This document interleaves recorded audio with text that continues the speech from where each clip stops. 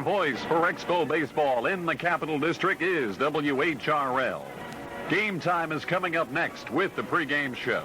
Stay tuned for Expo baseball on WHRL, Albany, New York.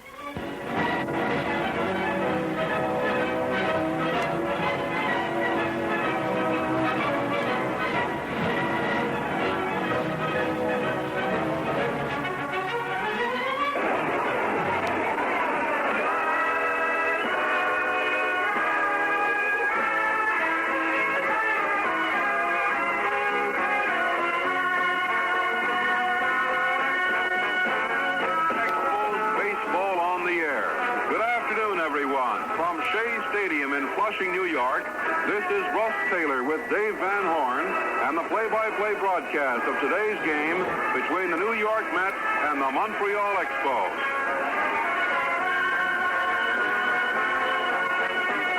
We pinched ourselves and found out it wasn't a dream after all. With those words, a Montreal Expos fan greeted us here at Shea Stadium about an hour ago. He said, yes, it wasn't a dream. We won our opening game by the score of 11-10 over the New York Mets yesterday, as the pitchers really got belted around by the hitters taking over for one game only so far. Quite a contrast from yesterday's opening day here at Shea Stadium. The color guards are gone, the dignitaries have returned to their offices, and most of yesterday's 45,000 fans are back at their desks. Still, quite a crowd here at Shea Stadium this afternoon just the same. The skies are clear, the temperature is in the mid-60s. Well, we have quite a pregame show lined up for you, including one of the stars of yesterday's ball game, Rusty Staub. So, it's my great pleasure to bring in my partner here on the play-by-play broadcast, Dave Van Horn.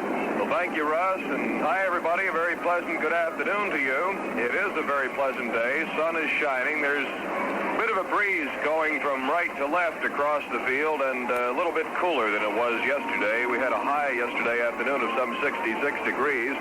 Don't believe it'll get quite up to 66 today, but the temperature should reach somewhere between 57, 58 degrees, maybe up to 60 before the afternoon is over. Jim McAndrew will be pitching for the New York Mets today. McAndrew was 4-7 with the Mets last year, and with Jacksonville in the International League, he won 8 and lost 3. Jim McAndrew, a right-hander, going against the Expos right-hander, Bill Stoneman. Bill came to the Expos from the Chicago Cubs organization. He was involved in 3 decisions in 1968. He lost 1 with the Cubs and 2 with Tacoma of the Pacific Coast League. He is 2-5 lifetime in the major leagues.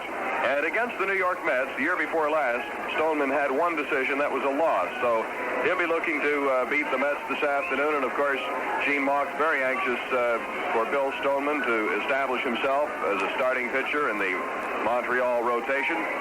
So this should be another dandy. We had a great win yesterday, winning 11-10. And now this afternoon, a couple of right-handers square off, Jim McAndrew and Bill Stoneman. And by golly, all of the expansion clubs have won. We beat the Mets here. San Diego beat Houston 2-1. Kansas City beat Minnesota 4-3. So Seattle won over California by the same 4-3 count. So this was quite an opening day yesterday for the expansion clubs. And a quick look at the Eastern Division of the National League, which Montreal is a member. Chicago, Montreal, and Pittsburgh all with victories, and the Mets, Philadelphia, and St. Louis with losses. Those St. Louis Cardinals will be coming into Jarry Park, as you well know, the first of the week for a 2-game stand to open the season at Jarry Park. Well, as Russ mentioned, we have a couple of guests. First off, we're going to be talking with Rusty Staub, and then we'll also talk with Expos catcher John Bateman. We'll meet today's guest, Rusty Staub, after this message. Students, today's students, as loyal cigarette smokers, let's discuss certain little drawbacks we all have to face. For instance, of course, cigarette smoking causes lung cancer and heart disease. The doctors don't have to keep harping on that. We all know that. And we all know that cigarettes aren't the only troublemakers either. For example, I know a man who broke his back merely bending over to tie a shoelace. But do you hear the doctors telling us to give up wearing shoes? Of course not. And they go on and on about how cigarettes cause shortness of breath, putting an added burden on the heart. Well, I say the heart was put there to work, and it had just better get to work or get out. Now then, let's all light up and enjoy a good smoke. For more on cigarette smoking, call your American Cancer Society.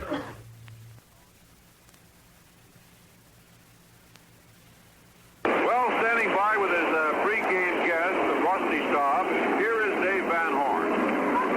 Rusty, first of all, congratulations on that first game yesterday. Well, thank you, Dave. It was, one of the more exciting ones I've had the pleasure of being a part of, and I was real glad that people, in Montreal got to at least see a pretty exciting one. We didn't want to make it so exciting at the end, but that's the way it worked out.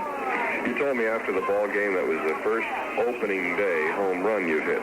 Oh, yeah, I'm not, a real productive home run hitter. I haven't been in the past, and that's definitely the first time I've ever hit one on opening day. Well, let's talk about that hit, because I know whether you're a home run hitter or not, you like to talk about the long balls. What did you hit? Well, Alvin Jackson he hung a curveball is what he did, and that's the pitch I hit. It was a high curveball. Were you going for the long ball, or were you just going for that base hit or try to get it to the power alley? Well, actually, I was, he's a left-handed pitcher, and he's a junk ball pitcher, throws a lot of breaking balls, and he, the only way I've had any success with him at all is to try to hit him the other way, and I was, at the plate with the idea in mind of hitting him to, left field or up the middle, and so I wouldn't, pull out. And, that's what I try to explain to people about hitting. The more you try for the home run, the less you have a chance to do it. And the majority of the home runs you do hit, you're not really trying to hit the home run. And I was trying to hit that ball to left center, and, I hit the ball to right center and out of the park. Not a bad mistake. Well, it's not that it's a mistake. It's just the idea is that you react to the bad pitch, and if you get a good pitch, you're not going to hit it out anyway. Rusty, I know the last week of spring training that I was with the ball club, several times after watching you come out of the batting cage, you had a look of frustration on your face. I remember hearing you a couple of times around the cage saying something just doesn't feel right. What was the problem that last week? Had you had it all spring, or have you just started now to feel right? Well, what actually took place was, for a while there, 1 week, about a week before the season started, I hit the ball tremendously, but I was spread wider than I've ever been spread before in my life, just like I was yesterday. And it wasn't the way I've hit, and I kept trying to find the old stance, and I couldn't find it, and that's what I was concerned about, because I really have never had the wide stance that I have right now, but I guess you just have to adjust a little bit, and this year I feel real comfortable in the wide stance, and I was trying to find the other one, and I couldn't find it, so I went with what I had. And what you mean by saying that you couldn't find it is this just you couldn't feel comfortable any way but the way you were standing by widening that stance, and you knew that had been up to that point unnatural for you. Right. In the past I have had a relatively closed stance as far as, how far apart my feet are. But this year they're pretty wide apart, and the other way I just, I kept overstriding and lunging is the terminology that we use at the ball, and I couldn't stop it, with a short stance, and so I had to spread out. Rusty, now that the season has gotten underway, one game gone, we can't talk a great deal about pitching. I think anybody who looks at the figures on that game yesterday is going to know that everybody that went out to that mound yesterday had their problems. Even our own Don Shaw, who I thought had the best stuff of the day, even got himself in trouble there in the ninth inning. But how about this man you're going to face today? I think I faced him 1 or 2 times so far, and he's just a good major league pitcher. He keeps the ball down. He's got pretty good control. He has had pretty good success up here so far, the little bit of time he's pitched up here, and he's just a real competent major league pitcher, and we're going to have to do a heck of a job against him to beat him. Rusty, let's hope for continued success for the Expos and for Rusty Staub. Well, I thank you. We're going to try to give you something, talk about a lot. That's Rusty Staub, star right fielder of the Montreal Expos. We'll continue our talk as we turn to John Bateman. John, first of all, congratulations are in store for that ball game yesterday. Quite a historic game, and I imagine it had to be an exciting one to play in. Well, that's probably the most exciting game I've been in. I've been in the league now for almost 7 years, and I've never been as nervous or excited before a ball game as I was that one yesterday. Let me ask you this. You were behind the plate. You had to look at that stuff coming in there yesterday. What were your feelings in the ninth inning? Well, really, when you go in the ninth inning with a 5-run lead, you feel pretty safe, and then all of a sudden you got a 1-run lead, and you got runners on first and second. It was just a little hard to believe, but Carol Sambera made 3 real good pitches to Gasper, the right fielder, and struck him out, and that was a real relief when I saw him miss that third pitch. It looked like we were going to have we did have a hard time ending that game because a couple of times there in the ninth we were within 1 pitch of ending it all. Right, we had a chance, and then Cleon Jones hits a little ball up the middle, and then we have a chance for a double play, and then the catcher comes up and hits a home run. So we were just 1 pitch away. It seemed like it took us a long time to get that last out. John, in the first couple of innings yesterday, I don't ever remember seeing a game with as many balls hit up the middle on the ground. What was happening out there? Well, they were just Mudcat was having a tough time with getting his curveball down, and Tommy Agee hit a ball up the middle, and then the second hitter tried to hit the ball up the middle. Just lucky they had to hit and run on it. We stopped that from being a base hit, and looked like all these hitters are just trying to go up the middle. I believe that everybody's just trying to go up the middle into right field and forget the home runs. Someone made the comment after the game that Mudcat probably won't have another day like that the rest of the year. You said it was trouble with his curveball. Was that it? He had a real good fastball yesterday. It was probably as good a fastball as he's had all year or all spring, and then he just couldn't get his curveball down. He threw a hanging curveball at Jerry Grody, got a base hit on him. He just couldn't get it down, and he just can't pitch with 1 pitch. I made the comment yesterday that Gene Mauch had told me that he felt John Bateman was one of the fine hit-and-run men that we had on this ball club. Made a beautiful play yesterday. You've been willing to sacrifice that power and go for those base hits. Well, that's the way I'm going to hit. I have to give most credit to that to Harry Walker. He taught me to go the other way, and that's the way I'm going to try to hit all year. And yesterday it worked real good. It kept us down with double play, and then Coco, the boy, hit the home run. We got 3 runs.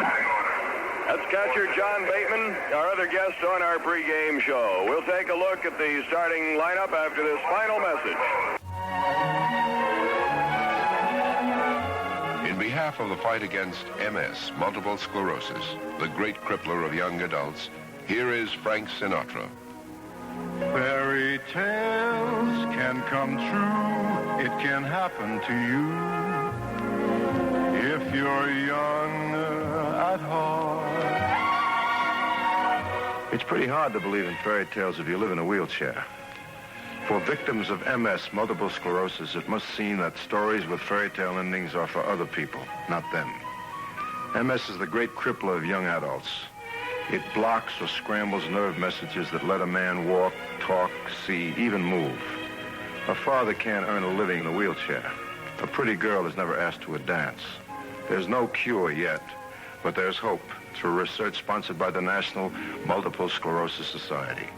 When the MS volunteer calls, please give generously. Thank you.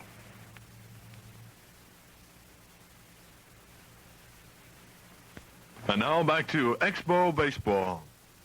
All right, it'll be right-hander Bill Stoneman against Jim McAndrew in this one, getting underway in a couple of minutes. And all of the starters that started the game will be in there for both teams again today. Russ will give you the lineup in just a moment. Right now, stay tuned for Expos Baseball. High school seniors. Hello, this is Lucille Ball. Remember all the cowboy movies you've seen where the good guys wore white hats and the bad guys wore black? It was easy then to tell the villains and the heroes apart. But in real life, it's not so easy. Why, for example, do the cells or organs in one body work well while in another they cause serious problems? Why does one baby come into the world with a strong body and sound mind while another is born handicapped, a victim of birth defects? These vital questions are the focal point of the March of Dimes fight against birth defects. And these questions must be answered. because 250,000 children in this country alone are born every year with birth defects. The March of Dimes programs of medical care, scientific research, and public education are hard at work. But your help is needed too, so please be generous. Give to the March of Dimes. Over WHRL Albany, we now return to Expo Baseball. Excitement happens at every Expos game. Action on the field and good times for everybody. Fun and music before and during every game, and a whole cavalcade of special days and nights are being planned for your enjoyment at Jerry Park. There'll be ladies' days, camera days, teen night, father and son night, ball day, know your neighbor night, bat day, and cap day. You'll want to be sure to get with the big league happenings at every Expos game this season. Major League Baseball is here in a big way, and everybody's getting tickets now for Expos Baseball. They're on sale near you, and you can get yours in minutes. TRS computers do the work for you. Get the seats of your choice for any Expos home game with no waiting. Call 875-2300 for the computer or ticket office nearest you. The best buy for your entertainment dollar is Expos Baseball, all season long at Jerry Park. Public transportation to the stadium and several adjoining parking lots for your automobile. Batting in the ninth position, pitching for New York, number 43. Well, let's take a look at the starting batting lineup for the Montreal Expos. The leadoff man will be Maury Wills. He's batting number 1 and playing shortstop. In the second position, playing second base, Gary Sutherland. Batting third, Rusty Staub. Staub playing in right field. The cleanup man this afternoon against right-handed pitching will be the left-hand hitter, Mac Jones. Mac Jones in cleanup. Batting number 5 for the Expos and playing first base, Bob Bailey. Batting number 6 for Montreal. And catching, John Bateman. 7th in the batting order, the third baseman, Jose Coco Lavoy. 8th in the order, center fielder Don Hahn. And the 9th man, pitcher Bill Stoneman. For the New York Mets this afternoon, in center field and leading off, Tommy Agee. Batting number 2 for the Mets, Rod Gaspar, the right fielder. Third man up in the batting order will be Ken Boswell, the second baseman. Cleanup man this afternoon, Cleon Jones of the Mets. And it's very interesting to note that both left fielders in today's game are named Jones, and both are in the cleanup spots. Ed Charles will be batting 5th for New York, playing third base. Batting 6th will be Ed Kranepool, the first baseman. Jerry Grody will be the catcher. And Grody will be followed by Bud Harrelson, the shortstop. Harrelson, who made that magnificent play, by far the best play of the afternoon in yesterday's ball game here at Shea Stadium. Batting 9th will be the pitcher, Jim McAndrew. As we mentioned at the outset, a beautiful day for baseball. A little cool in the shadows of Shea Stadium, but the sun right now is just bathing the fans on both sides of the line and up in the upper deck. The umpires are down at home plate discussing the ground rules with the managers, Gil Hodges of the New York Mets and Gene Mock of the Montreal Expos. We'll take this opportunity to pause 10 seconds for station identification. This is the Expos Baseball Radio Network. And this is WHRL in Albany with Expo Baseball and 24 hours of stereo programming daily. The umpires for this afternoon's game, veteran Stan Landis behind the plate. Bill Williams will be at first base, Nick Colosi at second, and Tom Gorman at third base. Once again about Shea Stadium here in Flushing, New York. On the dimensions, 341 down the foul line. Then it cuts deeply to 358 in mild right field. In medium right center, it's 371. The power rally is 396. To the flagpole in center field, 410 feet. The power rally in left field, 396 feet. 371 to medium right field, 358 and 341 down the line here at Shea Stadium. Well, the Expos, needless to say, were extremely happy over their victory yesterday, 11-10. We went down into the Expos clubhouse following the game, and manager Gene Mock said to both Dave Van Horn and myself, how about that one for a starting baseball broadcast? And, of course, our reply was, make sure you come up with a few more before we get back home in Montreal Sunday night. The Expos will finish off their series here at Shea Stadium tomorrow afternoon against the Mets. Then we'll all go to Chicago for a 3-game series against the Cubs of Leo DeRocher, and that should be an interesting one indeed to see. The Cubs are picked as one of the top contending clubs in the Eastern Division of the National League this year. Following the 3-game series with the Chicago Cubs, the team comes back Sunday night, and on Monday, the big opening day, another historic moment for Canadian baseball fans and certainly baseball fans in the northeastern United States, all those within driving distance of Montreal, because everyone will want to be at Jerry Park for the curtain raiser. Certainly a day all of them will remember for a long, long time. The players are now out in their defensive positions, the New York Mets, and we're all set for the national anthem.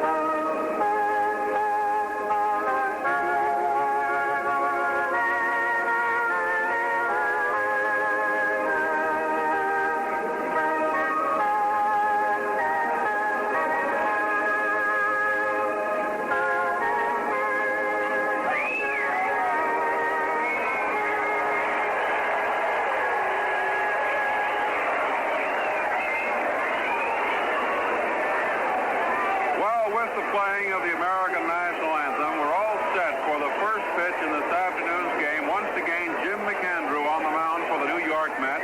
His battery mate is Jerry Grody. Setting the Mets defensively for you, it's Ed Charles at third base, Bud Harrelson at short, Ken Boswell at second, and Ed Kranepool at first. In the outfield, Tommy Agee in center, Leon Jones in left field, and Rod Gasper in right field. The umpire behind the plate is Stan Lander. For the Montreal Expos, the coach at third base will be the veteran Peanuts Lowry. Bob Olis at the first base. The Expos pitching coach is Cal McClish, and he's got his bullpen all set out there in case they have to go to the bullpen, as they had to do so often in yesterday's ball game, which the Expos won 11-10. The first man up for the Expos this afternoon will be shortstop Maury Wills. Wills had a great day yesterday afternoon, getting those 3 hits, making some outstanding fielding plays, really bailing the Expos out of trouble in that first inning yesterday. Maury stole a base, so he really had an afternoon for himself. So I'm sure the Expo fans listening to our Expo Baseball Network will be pulling hard for Maury Wills and his teammates this afternoon. So Maury steps into the batter's box now, and he's all set to face right-hander Jim McAndrew. And all set to bring you the play-by-play broadcast of the first part of this game, Dave Van Horn. All right, Russ, thank you. And once again, good afternoon, everybody. Maury had quite a day yesterday. 3 for 6, scored 2 runs, a couple of doubles, drove 1 in, and as Russ just mentioned, stole a base. Followed by Sutherland and Staub. And on the mound, Jim McAndrew.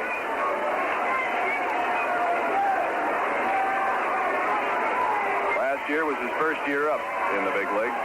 McAndrew, a right-hander, winds it up. Here's the first pitch, and we're underway. It's high and outside to Wills. Ball 1.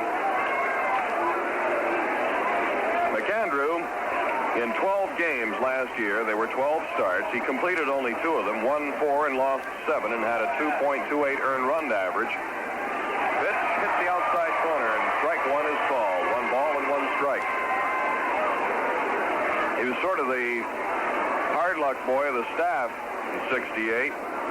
The Mets were shut out in his first 4 starts and in 5 of his 7 defeats. Here's a strike fired by McAndrew. 1 ball, 2 strikes to Maury Wills. Outfield drawn in and straight away for Wills. Switch hitter batting left against the right-hander, Jim McAndrew.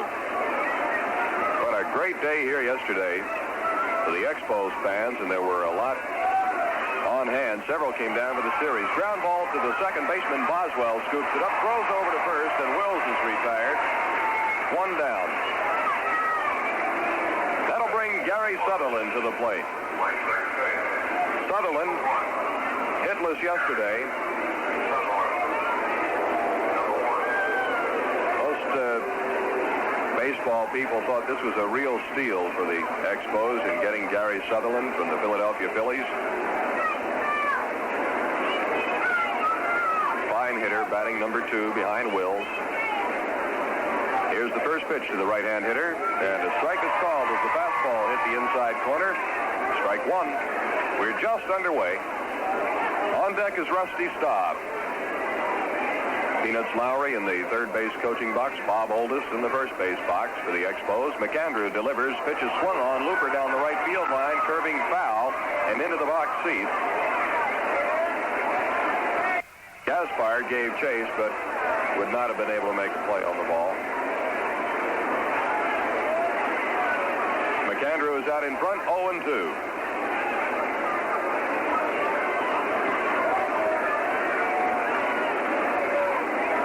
The wind has been gusty, blowing all around here.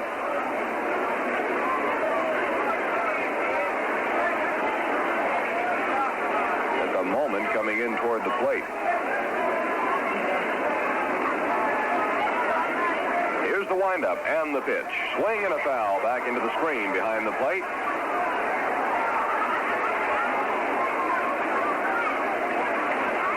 For Sutherland, the outfield drifts around a few steps to the right side, looking for Gary to push that ball to the opposite field. Second baseman Boswell back on the edge of the grass. Here's the windup and the pitch. Curveball is swung on, and the bounder goes to the third baseman. Ed Charles makes the throw. It's in time, and Sutherland is out. 2 up and 2 down, and stepping in is Rusty Staub. 2 for 3, a home run and 2 RBIs. Got walked 3 times yesterday.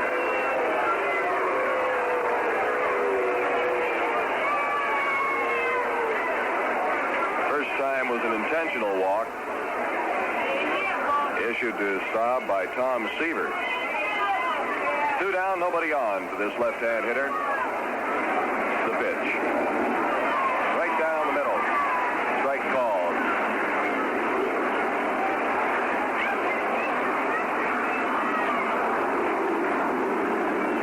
They really overshift to the right side for Staub. McAndrew is low with his next offering. 1 ball and 1 strike.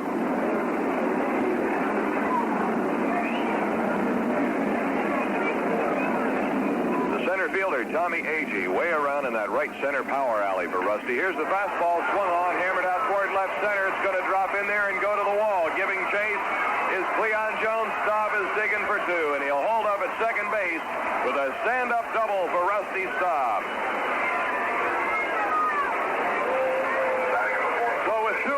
Staub doubles to left center. In that big gap that they had left there, Jones had given Staub the left field line, but he wasn't that far over protecting toward left center. And as we mentioned, Agee, the center fielder, was way around to right center. So here is Mac Jones, another left-hand hitter. Mac, 2 for 4 yesterday. A couple of doubles and 2 RBIs. McAndrew takes a look at Staub. Here's the pitch, swung on and popped up. Out to the shortstop. Harrelson moves under it, makes the catch, and the inning's over. So that's all for the Expos here in the first. No runs, 1 hit, no errors, and 1 man left on base. The score, After the top half of the first, the Expos nothing, and the Mets coming to bat. Major League Baseball is here. The brand new Expos take on all the famous National League stars.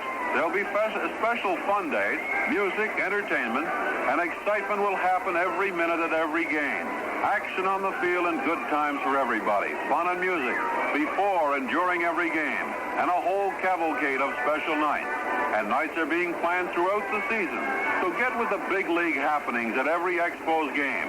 Everybody's getting tickets for Expos baseball.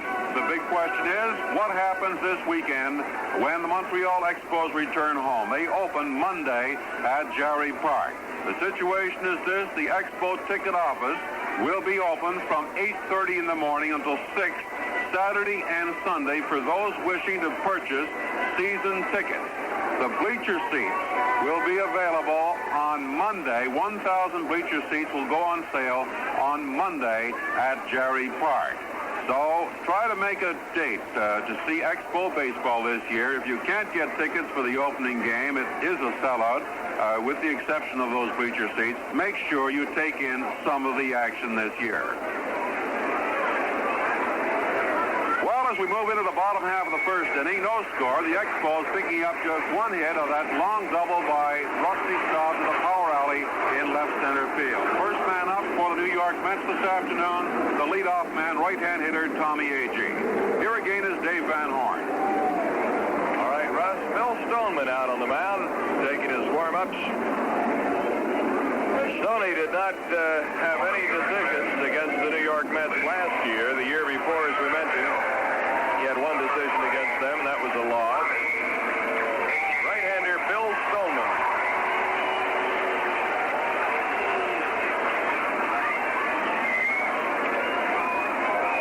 Now, stepping in is the leadoff batter, Tommy Agee.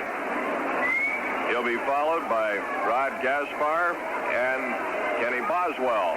Agee's a right-hand hitter. Stoneman has the sign from Bateman, the windup and the pitch, a fastball. Down low and inside, ball one. Agee yesterday was 2 for 4 and had 3 RBIs, walked twice, doubled.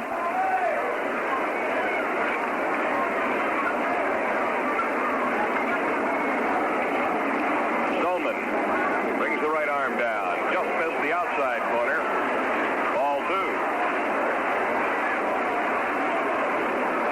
Sir, we're really looking forward to getting a look at the St. Louis Cardinals. That outfield's really been getting a lot of publicity. Vada Pinson, Kurt Flood, Lou Brock.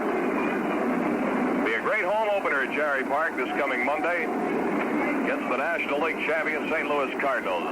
Pitch is low and outside, ball 3.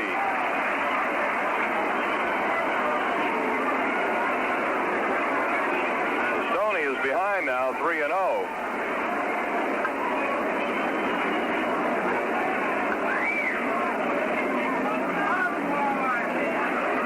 The pitch. Fastball hit the inside corner as Agee was taking all the way. 3 balls and a strike. Center fielder Don Hahn. A couple of steps around toward left center. Jones straight away and left. A swing and a miss. Strike 2.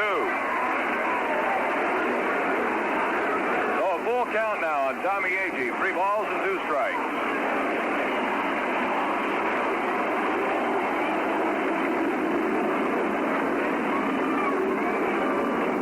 Stoneman gets set. The pitch swung on. Ground ball. Wills goes to his left. Great stop. Throw to first. In time. What a play by Maury Wills. Had to dive, slid on the dirt going to his left, made the grab, recovered, and got Agee at first base. A fantastic play in the field by Maury Wills. Dave, I'd have to say that play by Wills equaled that great play by Bud Harrelson in yesterday afternoon's game. And that was a dandy. This is the kind of action you'll see at Jarry Park. Maury Wills electrifying the fans with his play in the field as well as on the bases and at the plate. Here's Rod Gaspar, the young rookie sensation, left-hand hitter. Took a breaking ball for a strike. 0-1. Gaspar yesterday went 2 for 5 and drove in a run. Outfield is around to the right. Here's the pitch from Stoneman. Strike 2 called. And Gaspar is behind. 0-2. He's in trouble now. Stoney have a chance to work on him a little bit and not give him anything to hit.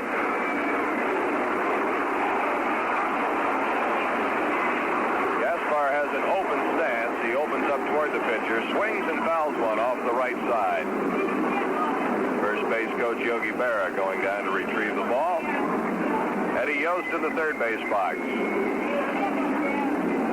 Manager Gil Hodges looking fit in spite of the fact that he's just now getting over a little virus infection.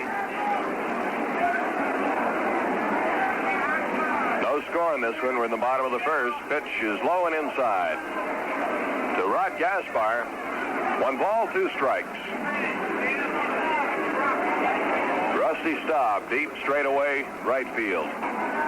Don Hahn came in a little bit, moved around toward right center. Mac Jones way in left field and around toward the left center power alley. Here's the pitch, and it's a swing and a foul. Back to the screen behind the plate. The count remains 1 ball and 2 strikes with 1 out and nobody on.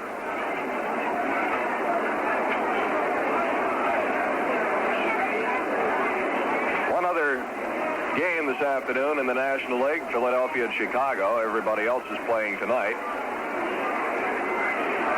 Here's the windup by Stoneman. The curveball hung up outside. 2-2 the count.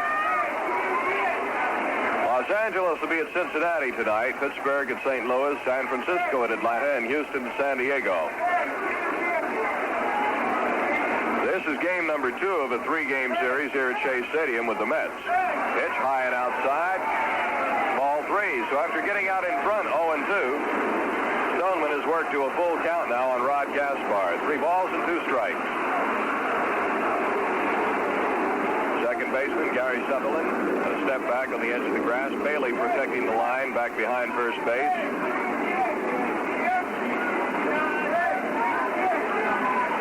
Stoneman looks down to Bateman for the sign. Rocks into motion. Here's the pitch. Swung on and fouled straight back in the air. 3-2. We'll be in Chicago. We'll see Rich Nye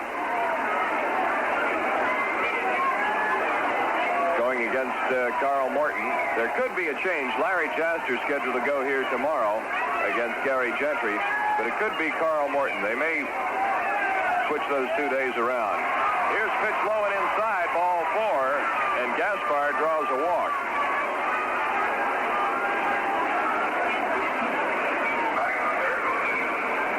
So with 1 out, the Mets get a runner aboard. Rod Gaspar on at first, and the batter is Ken Boswell, the second baseman. Boswell yesterday went 2 for 5 and drove in a run. Struck out twice, had a rough day in the field, committing 3 errors. Left-hand hitter, Ken Boswell.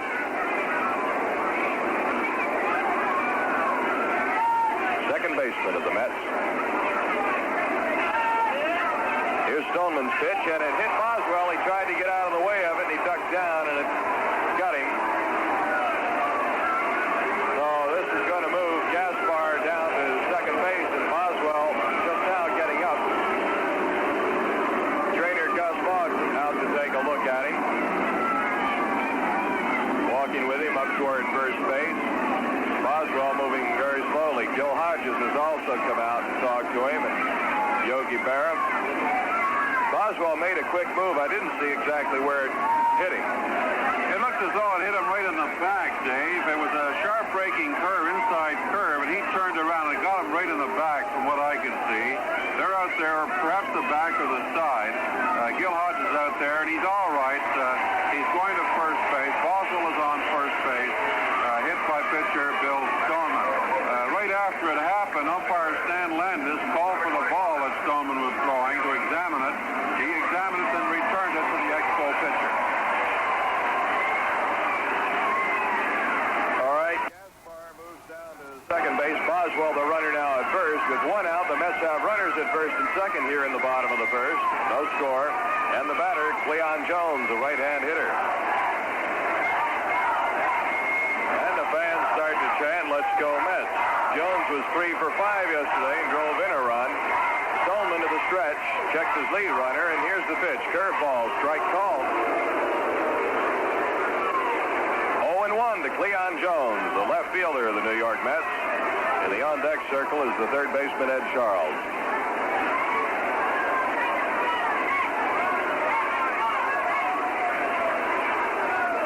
Jones, right-hand hitter, but they give him that left field line. Mac Jones swung around toward that left center power alley in left field. On, around, Staub straight away. Stoneman was low and outside with his next offering, and the count is a ball and a strike.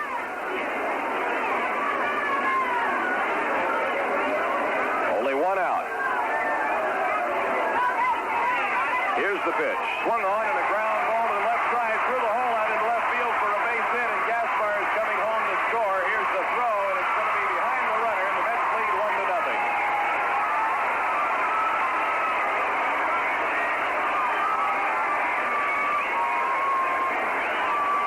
Cleon Jones comes up with an RBI single to left.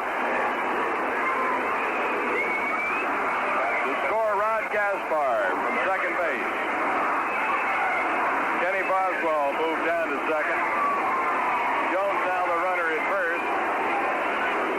And here's Ed Charles, another right-hand hitter, veteran on this New York Mets ball club. Charles yesterday was 1 for 4 and picked up an RBI. Let's see, did he pick up an RBI yesterday? He picked up 2.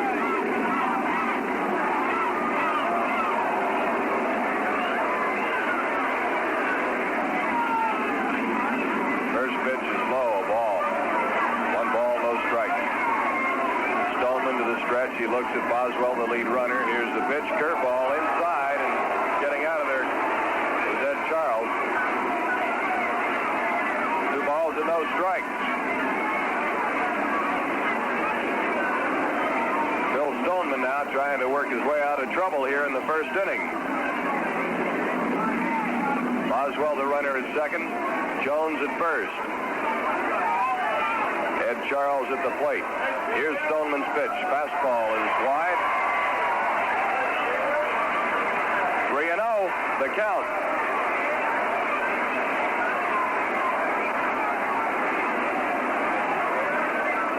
Infield is drawn in about midway.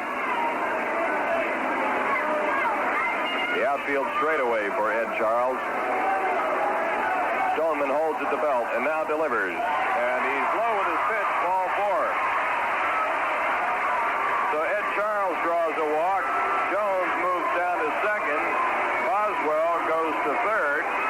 And that brings pitching coach Cal McLish out of the dugout. John Bateman out on the mound to talk to Stoney. And Cal McLish is going to get a right-hander warming up in the Expos bullpen. Russ? Yes, we have some activity going in the Expos bullpen. As soon as I can get that man warming up to turn his back, I'll try and make his number out. Stoneman is just having loads of trouble trying to find that plate in the bottom half of the first inning as the Mets have taken a 1-0 lead on that big hit by Cleon Jones, sending in Rod Gaspar from second base. Got himself in a real jam with the bases loaded, and only 1 out here in the bottom half of the first inning. McLish is going to leave him in this time around, but he looks over toward the bullpen to make sure that his men are warming up. So the first man the first appearance in the ball game this afternoon, Edson Cranepool, the Mets first baseman. And Steve Shea is warming up in the bullpen. All right, here's the New York first baseman, Ed Cranepool. Cranepool yesterday, 1 for 3. Stoneman with the bases loaded and 1 out. Swung on, a base hit out into right field. Staub has to come in fast. 1 run is home. Staub's throw to the infield. 2 runs score.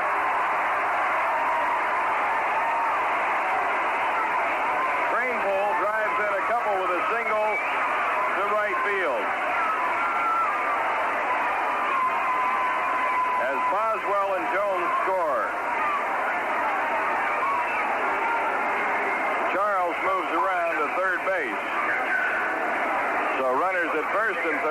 still only one out. That's the second hit given up by Bill Stoneman. 3 runs are in. And those walks will really hurt you, and Stoney's issued a couple here in the inning.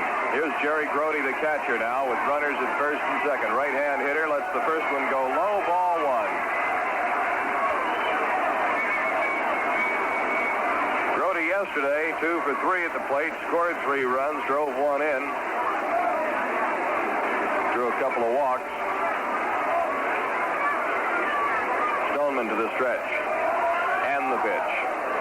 Low. Ball 2. 2 balls and no strikes. Bill at the moment a little upset with himself out there.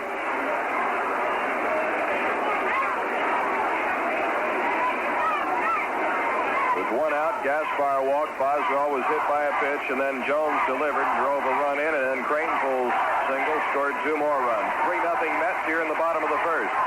Fastball, strike call. 2-1 the count.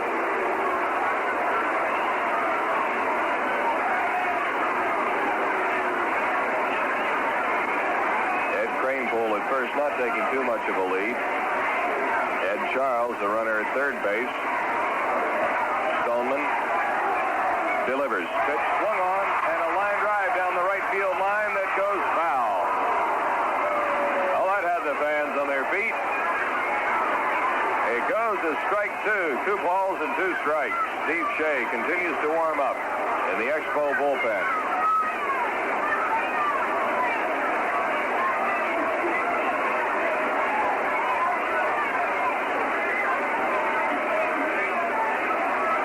Mets have out-hit the Expos 2-1 here in the first inning, leading 3-0. Stoneman, a look at the runners and the pitch. Breaking ball swung on, high fly down the left field line. Coming over for it is Mac Jones on the run. He's going to let it go. It was just foul by a couple of feet, but Mac very smartly let it go so that Charles could not score. The ball was hit deep enough down the line that Charles could have tagged up and scored.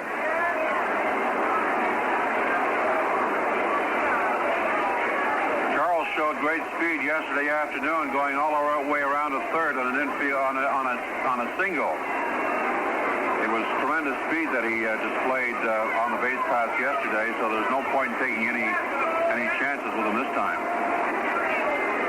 Mac would have been there to make the catch had it been a fair ball, but he let it go, seeing that it was foul, just by a couple of feet over the line. 2-2. Here comes the pitch. Curveball swung on, and a base hit down the left field line. Charles scores easily. Mac Jones comes up with the ball. The throw will hold Cranepool at third base, and it'll also check Grody at first.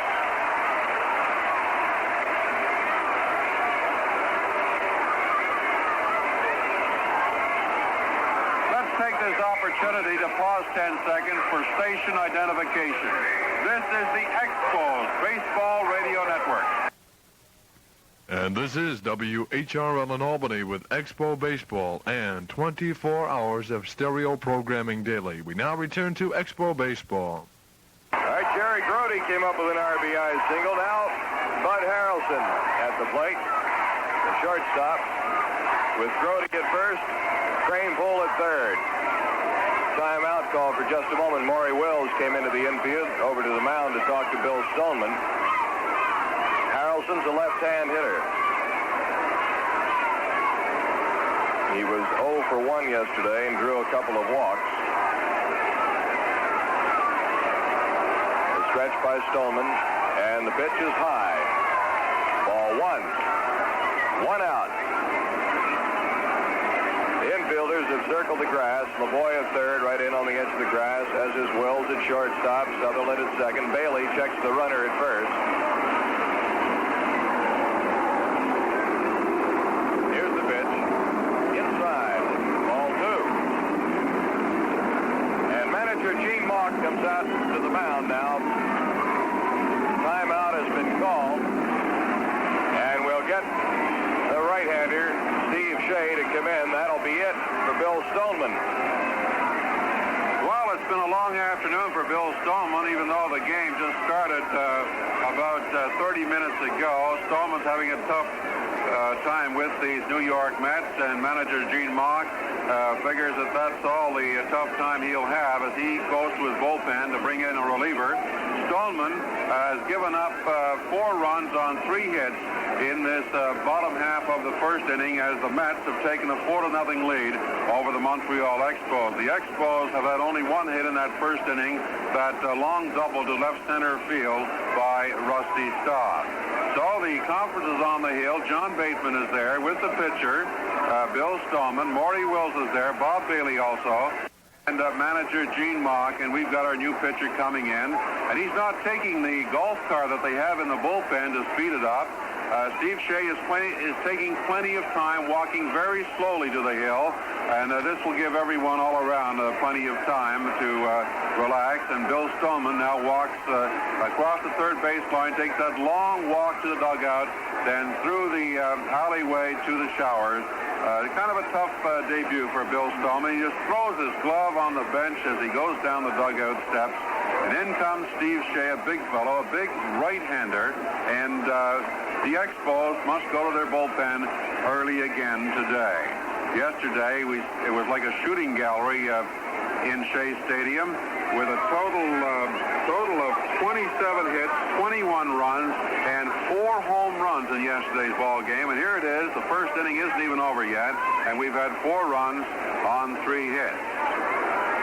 4 hits all told and 4 runs. So now Steve Shea is taking his warm-up pitches with catcher John Bateman. Gene Mock returns to the dugout and makes a few notations on his scorecard, and that's it for Bill Stoneman. Setting the Montreal Expos defensively for you, it's Mac Jones in left field, in case you've just joined us, Don Hahn in center, and Rusty Staub in right field. The infield has Jose Cocolaboy at third base, Morty Wills at short, Gary Sutherland at second, and Bob Bailey at first. Wills came up with a sparkling play, a fantastic play as a matter of fact, as he robbed Tommy Agee of what appeared to be a sure hit. As Agee lined one through the box, Morey took a dive for it, face first on the sack at second base, came up with it, and still managed to get up to make the throw to Bob Bailey at first base. But after that, the Mets just kept pounding that ball on Bill Stoneman and have taken that 4-0 lead. Well, the next batter up, Bud Harrelson, the shortstop, is all set to face the right-handed pitching of Steve Shea. So I'll return you now to Dave Van Horn. All right. Bill Stoneman went a third of an inning, 3 hits, 2 walks, and 4 runs scored. Crane, Poole, and Grody, the runners. Crane, Poole at third, Grody at first. First pitch brings the count to 2 balls and a strike.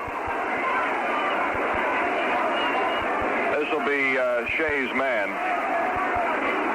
at the plate. Even though Stoneman had pitched to him, Shea will be responsible for him. Shea fires a strike, and the count goes 2-2. Steve Shea, who came from the Astros,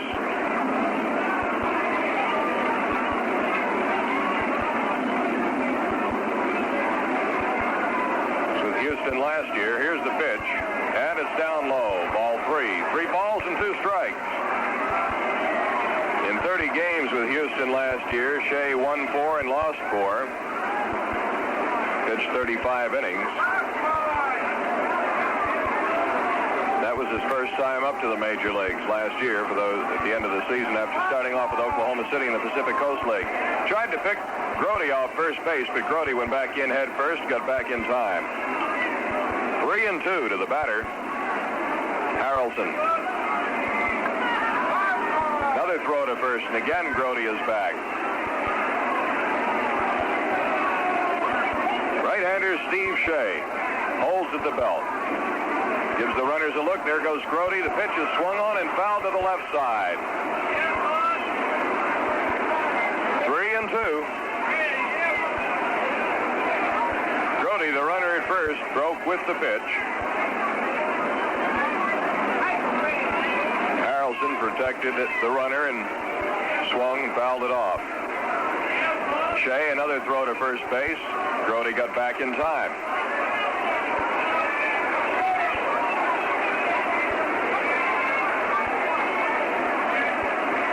Bud Harrelson, the batter.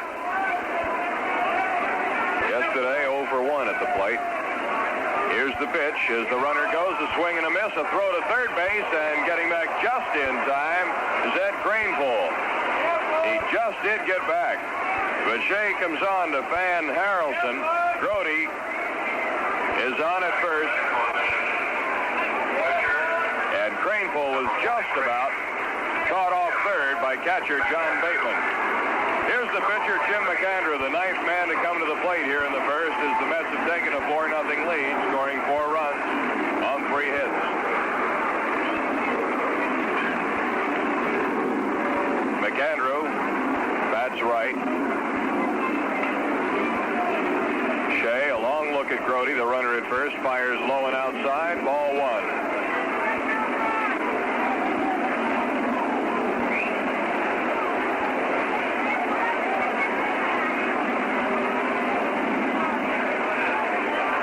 Is moved in for the pitcher, McAndrew, who just took a strike. So it's 1-1.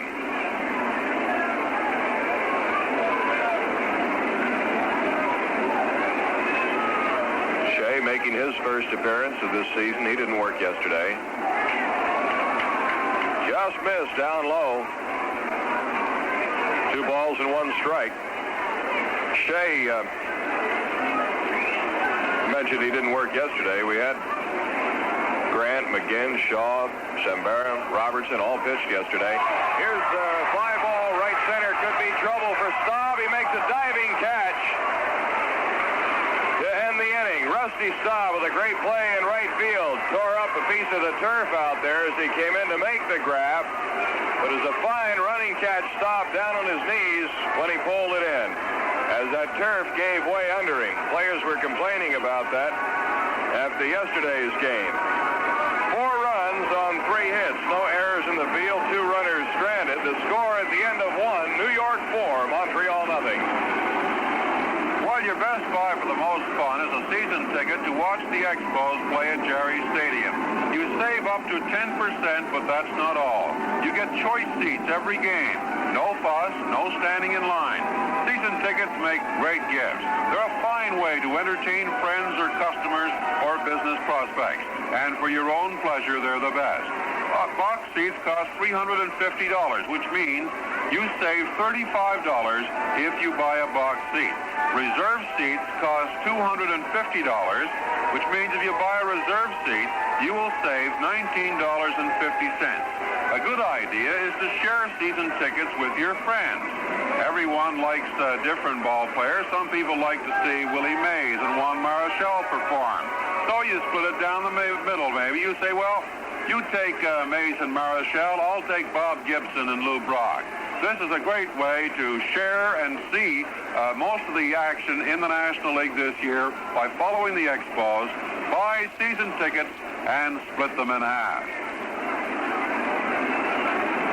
Well, moving into the top half of the second inning, the Expos have some catching up to do as they trail the New York Mets by the score of 4-0. The first man up to bat for the Expos in the top of the second will be first baseman Bob Bailey.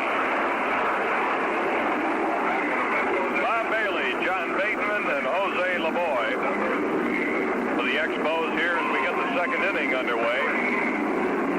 Bailey yesterday was 2 for 4 and drove in a couple of runs. 4-0, the Mets lead. Jim McAndrew now with that cushion to work on. Of 4 runs, here's the pitch. Swing and a line drive past the third baseman Ed Charles out into left field. A low sinking liner for a base hit.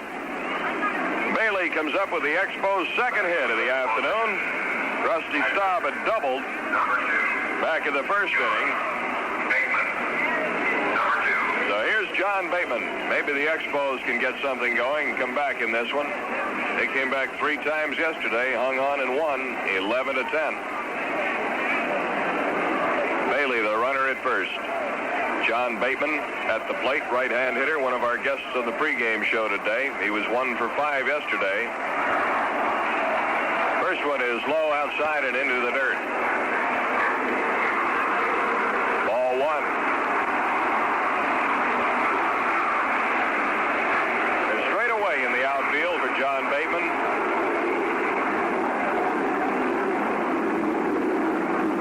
McAndrew goes to the stretch. The pitch. Low again, ball 2.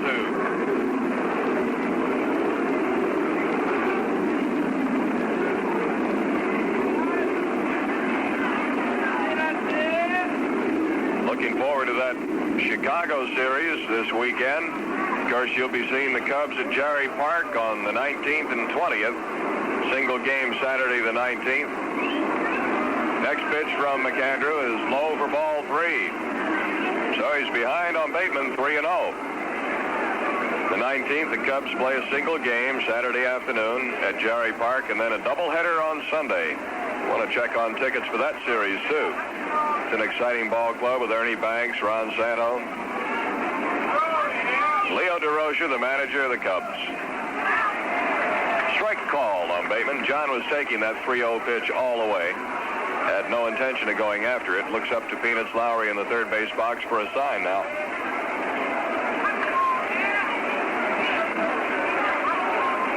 The stretch. McAndrew looks over the left shoulder at the runner. Here's the pitch. Ball 4. John Bateman draws a walk. McAndrew was about belt high, but missed that inside corner. Going down to second is Bob Bailey. First walk given up by McAndrew. And here is Coco LeBoy. There are 6 new third basemen in the National League this year. Coco is the only one on the expansion teams. McAndrew, low with a slider, ball 1. 1 ball, no strikes. And needless to say, the crowd here on this second day in New York is nothing like we had yesterday, when we had over 45,000 watching on opening day. Runners take their leads.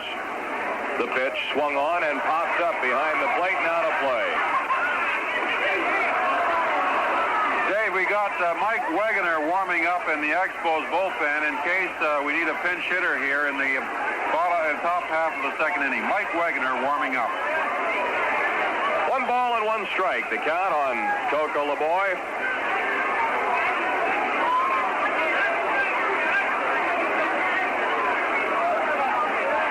Bailey, the lead runner, he's off second base. Bateman leading off of first base. Straight away in the outfield for LeBoy. Pitch is low and outside. Blocked in the dirt. Rolls out in front of the plate. The count is 2-1.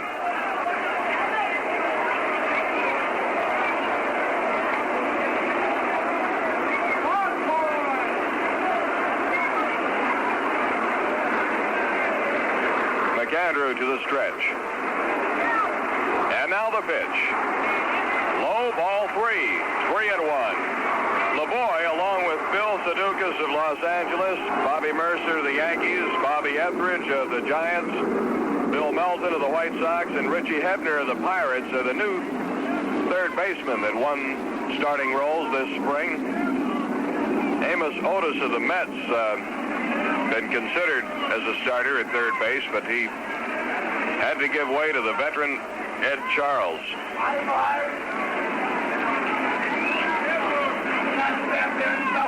LeBoy waiting at the plate. Now McAndrew is ready. Here comes the pitch. Low and outside. Ball 4. The bases are loaded with nobody out. Bailey moves to third. Bateman to second. Bailey got on with a single, and now McAndrew has issued walks to Bateman and LeBoy, and we have Don Hahn at the plate. Dave, as Frankie Frisch used to say, all those bases on ball. Don was 0 for 3 yesterday. So he's got a big opportunity today, this youngster, right-hand hitter, Don Hahn, the Expos center fielder. Bases loaded. Here's the pitch from McAndrews. Swung on, base hit up the middle. The Expos are going to score here. Coming in is Bailey to score. Here's the play at the plate on Bateman. He slides and he's safe. And going down to third is LeBoy. Don Hahn drives in a couple of runs with a single to center. And it's a 4-2 ball game. Bailey with run number 1, Bateman with run number 2. LeBoy moved around to third. Close play at the plate, but Bateman slid, and Grody was off to the right side of the plate. And after he took the throw, he had to lean over to Bateman. By then, John Stowe had hit the plate. Fine piece of running by John Bateman, a big man. Now we get the pinch hitter, Ty Klein. So it evidently will be Mike Wagner coming in for the Expos. Dave, we have activity in the Mets bullpen. I believe it's Tug McGraw, a left-hander, warming up for the Mets. All right, so Ty Klein will be the batter for Steve Shea.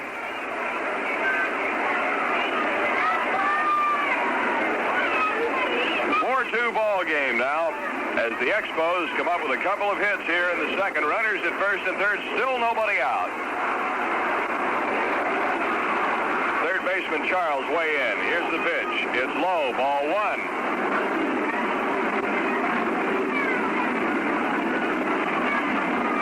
LeBoy at third, and on at first base, Don Hahn. He represents the tying run in this one. We're in the top of the second. 4-2, the Mets lead, and the Expos still threatening with a rally going here. A strike call as the fastball hit the outside corner just above the knees. 1 ball and 1 strike. Ty is a left-hand hitter. Got into the game yesterday. Came to the plate one time. If I'm not mistaken, flied out. He was hitless in that one trip anyway. Here's the pitch. Swung on, fouled left side. Out of play. A ball and 2 strikes. Wind is blowing from our left to our right. Bright sunshine here at Shea Stadium. In the on-deck circle, Maury Wills. McGraw, the left-hander, continues to heat up in the Mets bullpen. Here's McAndrews' pitch. Outside, ball 2, and the count evens at 2 balls and 2 strikes. The center fielder, Tommy Agee, around toward right center for Ty Klein.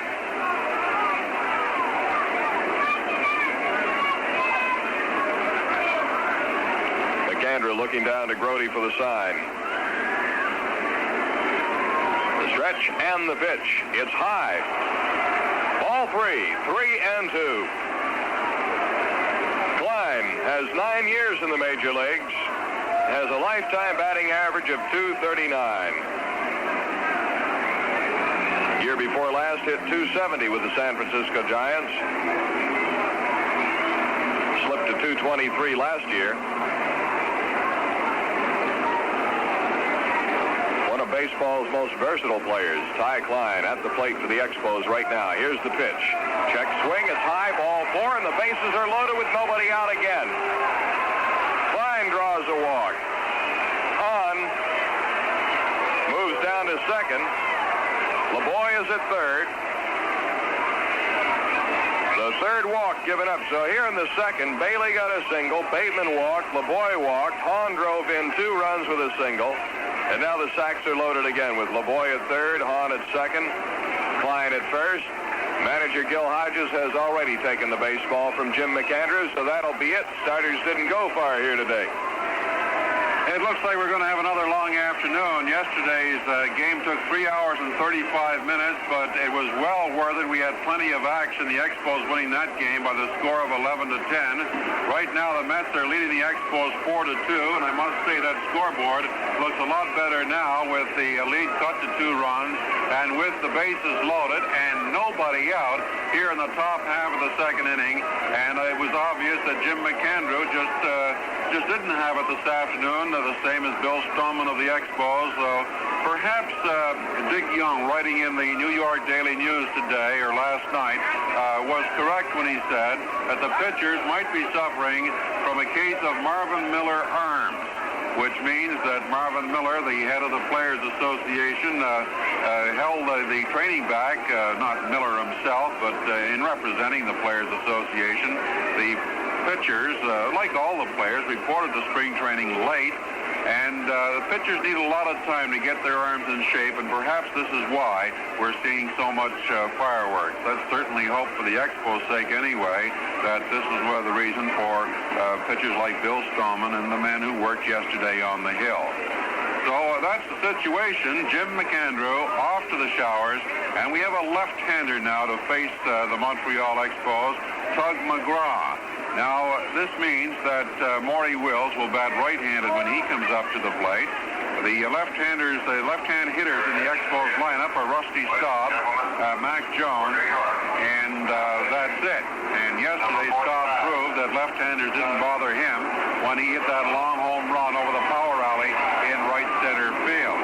Jones, too, can tag a left-hand pitcher, but Rusty Staub can hit against anyone, be a left-hander or right-hander, and he proved that yesterday.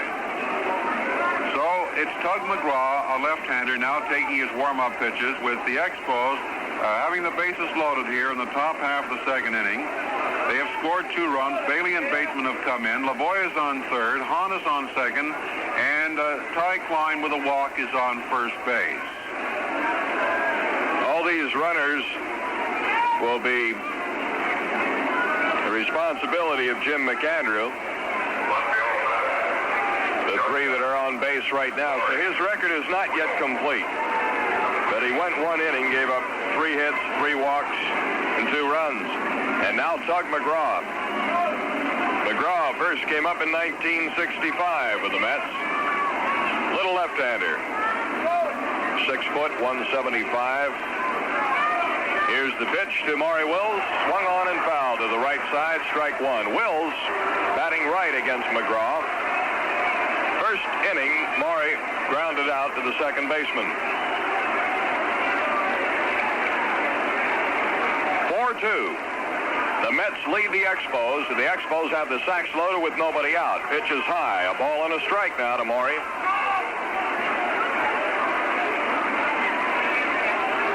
Lavoie at third. Don Hahn at second. Ty Klein, the runner, at first.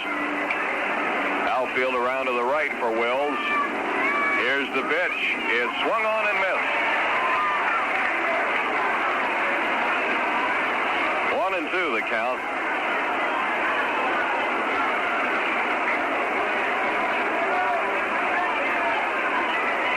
Each runner has about a 2-3 step off the bag. Here's McGraw's pitch. Fastball's a little high and outside. 2 balls and 2 strikes.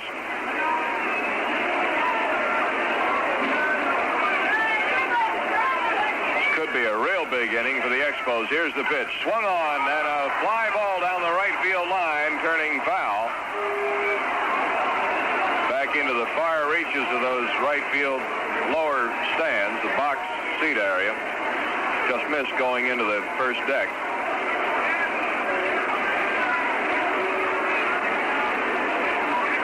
2-2 to Maury Wills.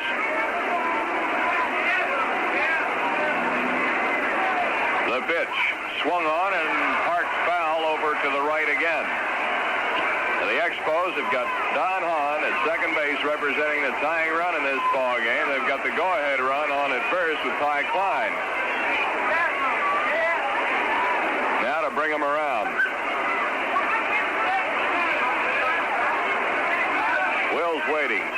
Here comes McGraw's pitch and a foul straight back into the stands under our booth. 2-2. Maury sending all kinds of souvenirs to the fans here. Gary Sutherland on deck. Nobody out here in the second. 2 runs in already.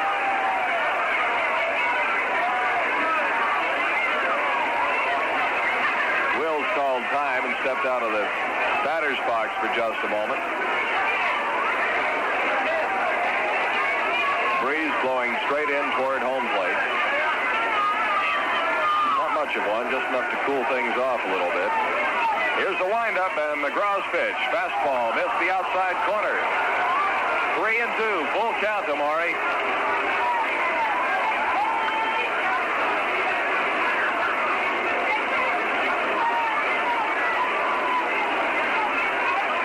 McAndrew, the starter, giving way to Tug McGraw. Here couldn't get anybody out in the second. Ball 4, tie it outside, and a run comes home on the walk. Wills draws the walk. There's run number 3, still nobody out, and the Expos are to within 1 run now, catching up with the Mets at 4-3. And it brings Gary Sutherland to the plate.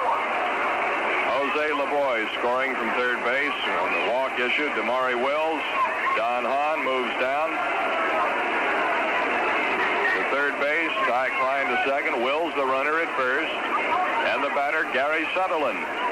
Bases loaded. Nobody out. McGraw wants to do that for us. You know, we could stay here a long time doing that. Strike 1 called on Gary Sutherland. Right-hand hitter. 0 for 1. Grounded out to the third baseman in the first inning. Here's the pitch. Swung on, and it's a high hopper. McGraw has it to play at the plate for 1 to first base. Double play.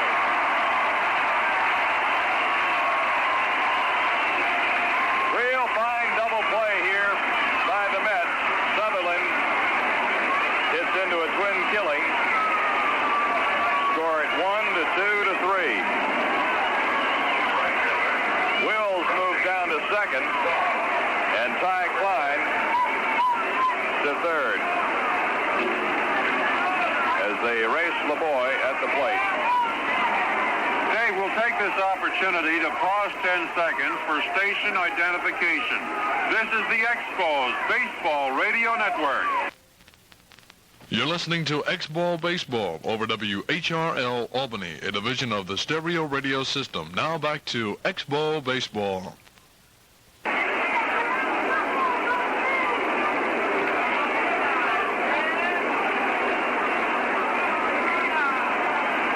right, the batter is Rusty Staub now with 2 outs, runners at second and third. Klein at third and Maury Wills at second. Staub 1 for 1, double to left center in the first inning. Well, that was a big double play as McGraw got Gary Sutherland to hit a bouncer right back to him.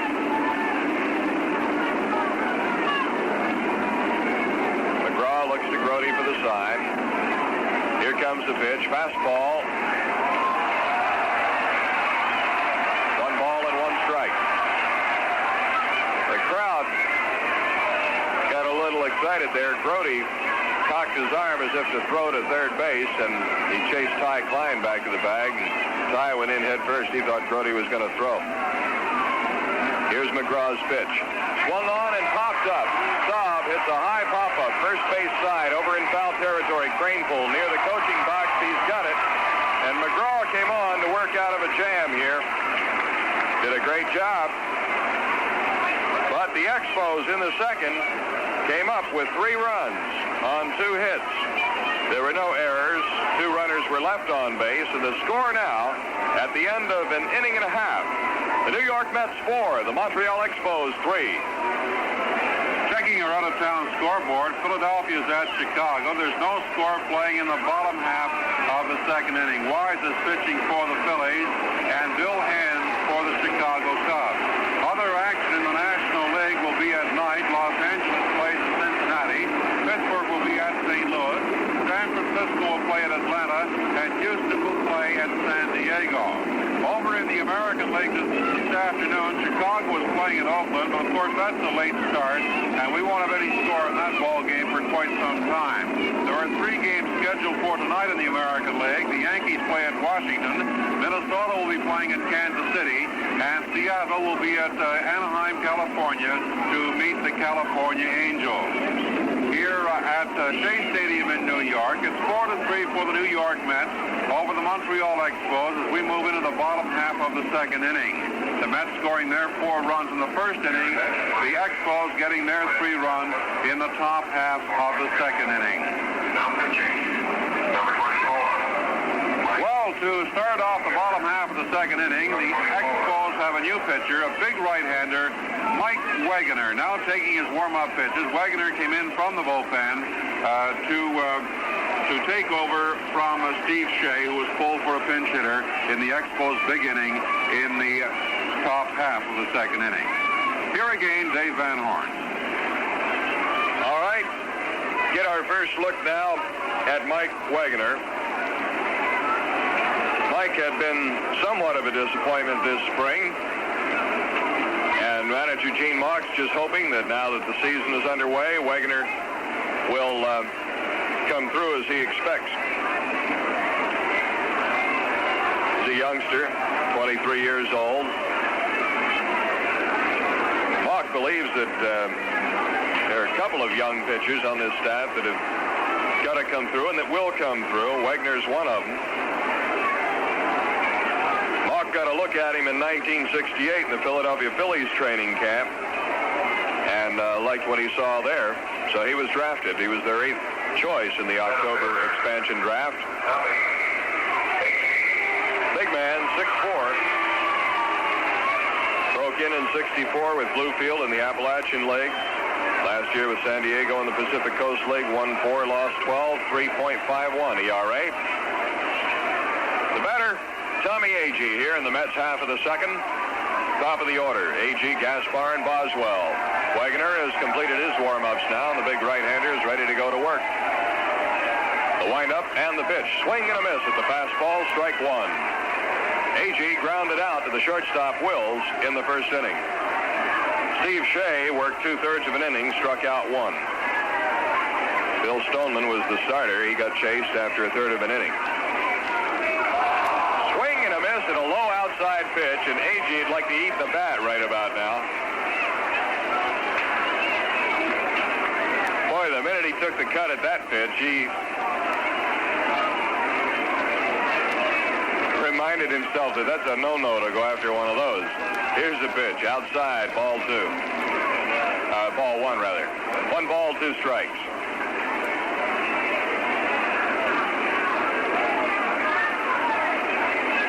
Fans really groaned when Agee went after that.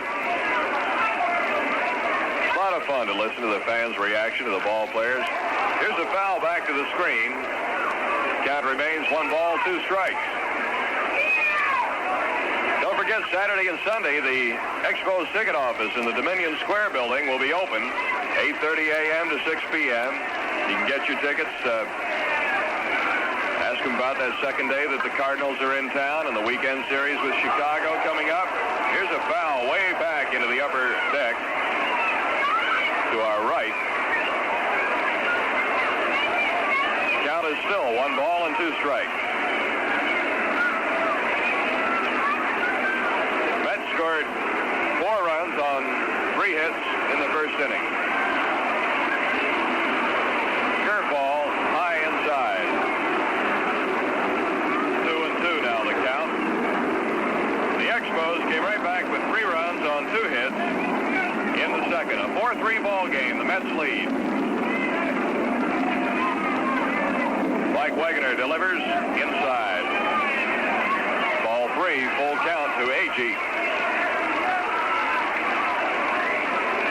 Expos center fielder Hahn swung around toward right.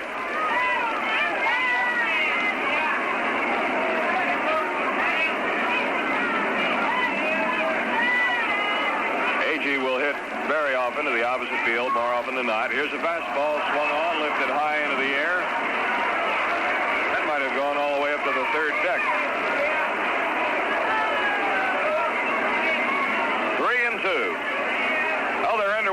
Chicago, and in the third inning, Philadelphia and the Cubs scoreless.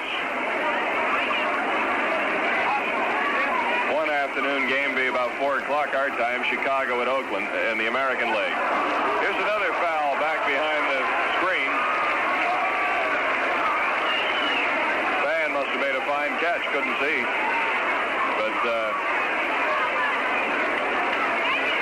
the reaction of the crowd here, somebody made a good catch of that foul ball off the bat of Tommy Agee. Here comes the 3-2 pitch from Wegener. Swung on and a comebacker. Wegener gloves it, throws to first. That's all for Agee.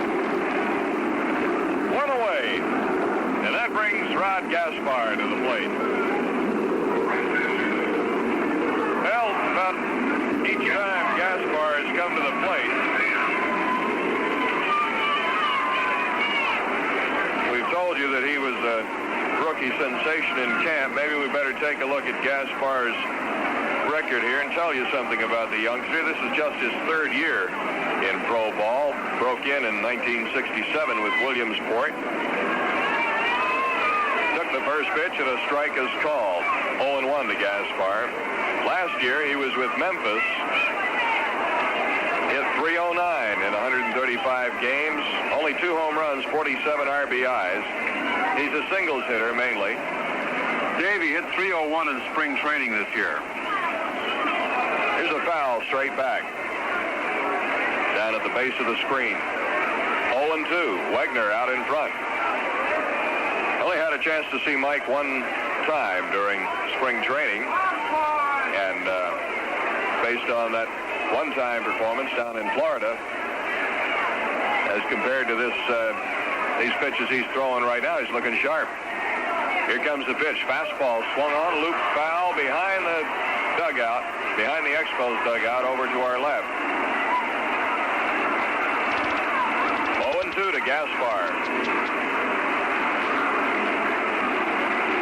Gaspar actually was drafted by New York back in 1966, but he wanted to stay in college, and he signed the secondary phase of the draft in June of '67.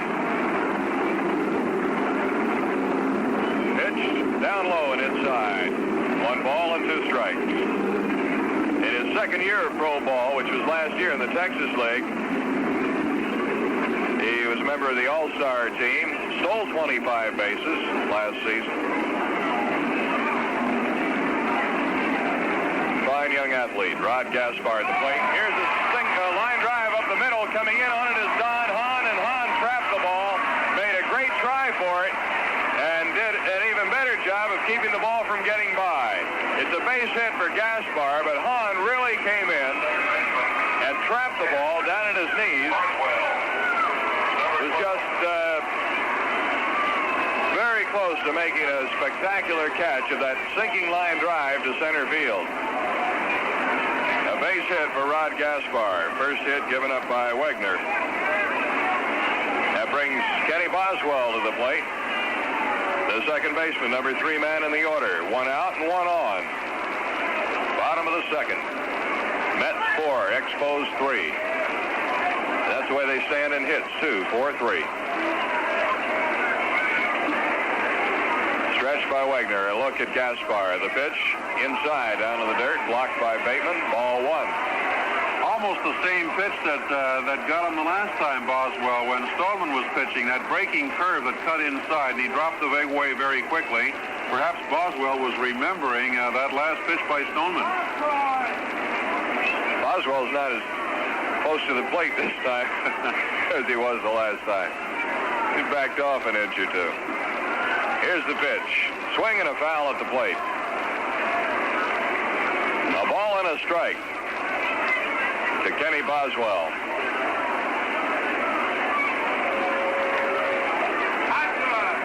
Tomorrow afternoon, right here at Shea Stadium, we'll get Larry Jaster against Gary Gentry. Now, as I mentioned earlier, there could be a change. It could be Morton.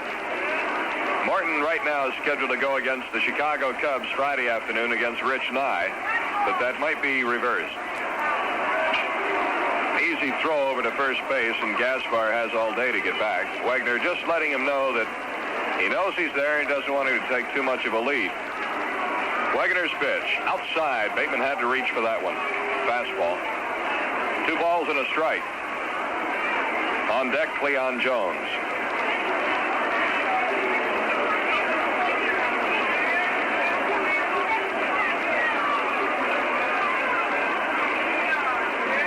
Wagner to the stretch. Again a throw to first. Diving back in is Gaspar.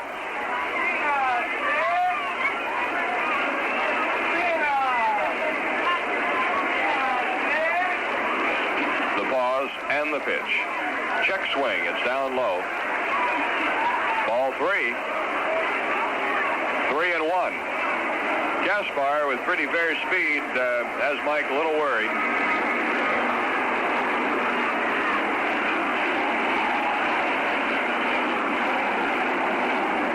Gaspar calls time and steps out.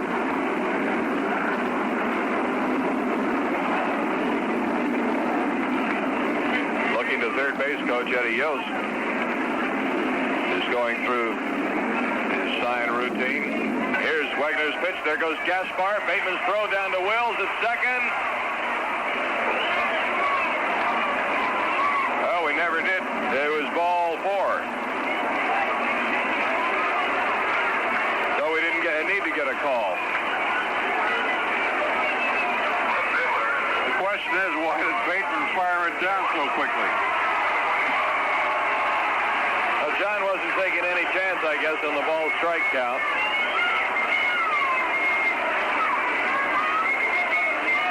Boswell at first, Gaspar at second. 2 aboard here with only 1 out.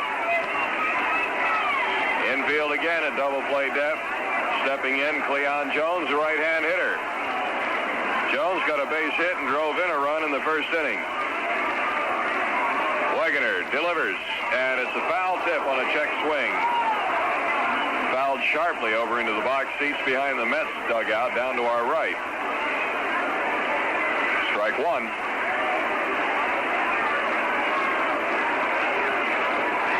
Well, we've heard from several people in Montreal and know that it was as great a day up there in Montreal as it was here in New York for everybody. They wanted the Expos to win. Here's a curveball that broke beautifully for a strike called. 0-2. Wagner gets out in front on Cleon Jones, the batter.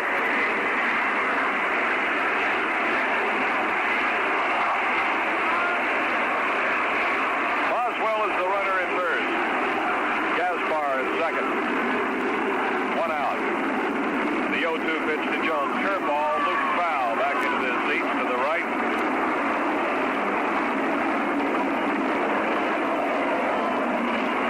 Dave, this has got to be the noisiest ballpark in baseball. LaGuardia Field is not far from here, and a jet passes over about every 70 seconds. And, of course, the fans are extremely noisy as they're pulling for their Mets. Wagner looking down to Bateman for the sign. He's got it. Checks the runner at second. The pitch is fouled again to the right. Up into the first tier of seats. Shea Stadium. Beautiful ballpark. Seating area extends from the right field line all the way around to the left field line. And the outfield is open. And there are 3 tiers of stands, and then tremendous box seat sections. Here's a line drive to short second baseman Sutherland. He grabs, flips to Wills, and they get the double play as Gaspar is caught off second. Cleon Jones hits into an inning-ending double play and score that one 4-6. The line drive right to Sutherland, who just flipped the ball to Wills, so they caught Gaspar off second. So that's all for the Mets. Wagner got out of it. No runs, 1 hit. No errors, and 1 left. And the score at the end of 2 innings here at Shea Stadium, the New York Mets 4, the Montreal Expos 3. The price is right, the games are great, so come on out to Jarry Park. Plan an Expo baseball party several times this season and watch the Expos play ball. The thing to do this year is to plan an Expos baseball party. Your family and friends, or all the baseball people on your block or your club, your class, or your business group. Plan a day or a night at Jerry Park several times during the year. Call the Expos and ask for the group sales department. The area code in Montreal for out-of-towners, 514. The telephone number is 875-2300. Let them take care of all the details. Well over 1 million fans will be heading for Jerry Park this year from northeastern United States, all over Canada, especially all you folks up there in the Ottawa area listening to our Expo baseball broadcast. So be among them. See the stars of the National League all season long at Jerry Park. Fellows like Willie Mays and Bob Gibson, Pete Rose, Ron Cento, Ernie Banks, Juan Marichal, and many more. Well, as we move into the top half of the third inning, the first man up for the Expos will be left fielder Mac Jones. Here again, Dave Van Horn. All right, Russ, Mac was 0 for 1. In the first inning, he popped up to the shortstop. Left-hand hitter. Tug McGraw, left-hander, fires, and it's fouled back into the screen behind the plate. Strike one to Mac. Outfield shifts around to the right. The strong left-hand hitter. Right side of the infield, both Craneful and Boswell are back on the edge of the grass. McGraw really comes over the top, and his fastball is a called strike. Hit the outside corner. 0-2. Instead of a three-quarter or sidearm delivery, McGraw comes right over the top. This time his pitch is down low. 1 ball, 2 strikes.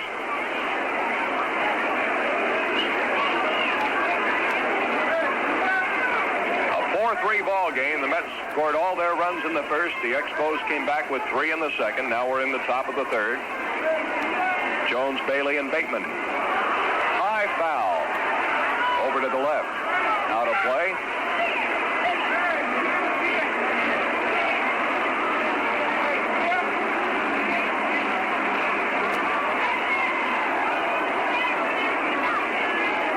I would say the Mets probably classify this as a disappointing turnout on the second day. Here's a hot ground ball to the left side of the infield. The shortstop Harrelson up with it, throws to first, and Jones is retired. 1 away. The batter will be Bob Bailey, Expos first baseman. Robert got a base hit in the second to lead off a rally that produced 3 Expos runs. Right-hand hitter. John Bateman is on deck.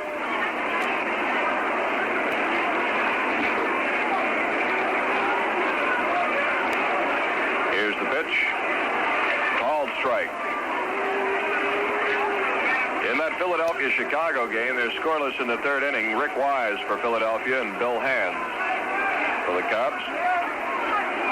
McGraw's fastball swung on and a high foul to the right side, back into the box seats, second section of the box seats.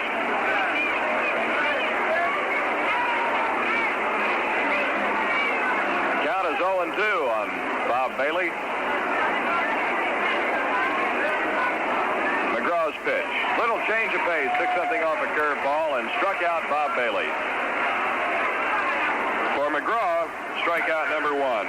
As a matter of fact, first strikeout against the Expos. 2 down, nobody on, and John Bateman steps in, drew a walk in the second. That was against Jim McAndrew, the Mets starter, who went just 1 inning and then couldn't get a man out in the second. Fastball is inside, about belt high, ball 1.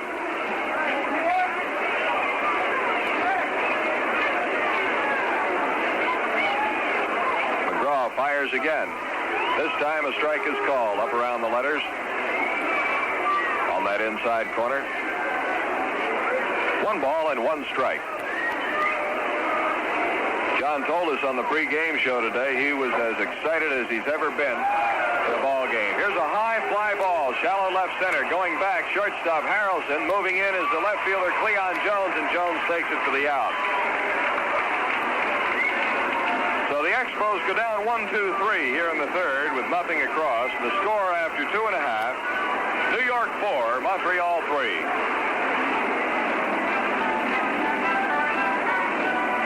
You know, we were saying earlier this afternoon what a thrill it was to be here at Shea Stadium yesterday afternoon for the curtain raiser between the Mets and the Expos, with so many dignitaries on hand: the Mayor of Montreal, John Drapeau, Charles Bronfman, the Chairman of the Board, John McHale, the President of the Expos, also Donald Grant, the Chairman of the Board of the New York Mets, and many, many more personalities, both from Montreal and from the city of New York. But there were a few young fellows who really enjoyed yesterday. The members of the Color Guard from the Collège Militaire Royal de Saint-Jean. 5 young fellows, and they represented Canada, really. Jean-Charles Lemieux from Ottawa. Greg Barnes from Kelowna, British Columbia. Greg, by the way, is a friend of Nancy Green. Jean-Michel Comtois from St. Lambert. Alan Dunlop from Vancouver. And Michel Couture from Rosemere. A big day for these 5 young gentlemen from Collège Militaire Royal de Saint-Jean yesterday. Well, we're going to move into the bottom half of the third inning, with the Mets still leading the Expos by the score of 4-3. New York taking a 4-0 lead with 4 runs in the bottom half of the first inning. The Expos coming back with 3 runs in the top half of the second inning. The first man up for the New York Mets will be third baseman Ed Charles. Ed Charles, then Ed Kranepool and Jerry Grody here in the bottom of the third for the New York Mets. Charles drew a walk in the first inning. He's a right-hand hitter. They say that Charles was the Cinderella story of the Mets last year. He reported to training camp on invitation. Here's a base hit down the left field line. Charles rounds first and heads for second. Mac Jones trying to dig the ball out of the corner. Charles going for third. Here comes the relay by Wills, and Charles is in with a stand-up triple down the left field line.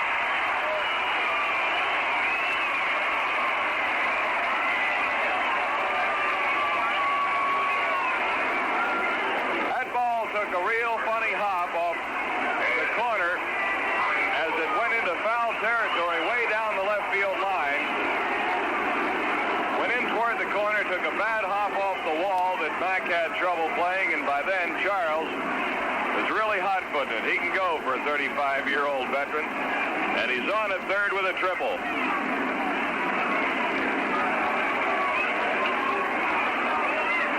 Second hit off Wagner. Nobody out now. Charles the runner at third. Ed Kranepool the batter. Foul tips one at the plate. Strike one. Left-hand hitter. Fans really full for Ed Charles. He broke into pro ball in 1952.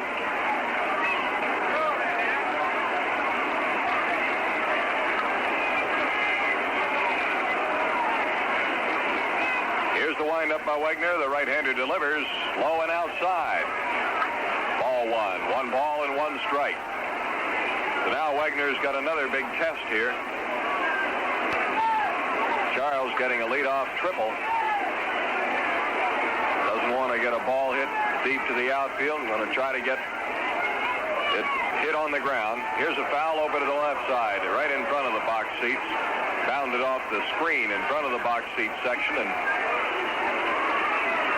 had the fans really scattering. That was a sharp foul over there. So Michael try to get Kranepool to hit that ball on the ground. Doesn't want anything in the air unless it's an infield pop-up. Infield is drawn in with that runner at third. Here's Wagner's pitch. Swung on and a bounder behind the coaching box at first base. Foul. A ball and 2 strikes.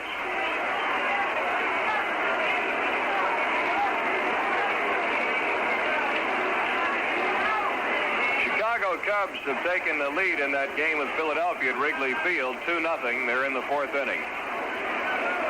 Here's Wagner's pitch. Swung on and a comebacker off the glove of Wagner. Up with it is Sutherland. He checks the runner and throws to first. And they get Kranepool. And the runner, Charles, has to stay at third. Boy, the bounce of the ball sometimes just off the glove of Mike Wagner. Bounded over to Sutherland, who picked it up, checked the runner, and threw to first to get Cranepool. If you're scoring by numbers, that goes 1 to 4 to 3. Charles still at third, one out. The batter, Jerry Grody, the catcher. Right-hand hitter, he's 1 for 1. Wagner's fastball's down in the dirt, blocked by Bateman. Ball 1. Infielders still in on the edge of the grass, except for LeBoy for this right-hand hitter. LeBoy off the edge of the grass about 4 or 5 steps. Here's the pitch from Wagner. Low and outside, ball 2.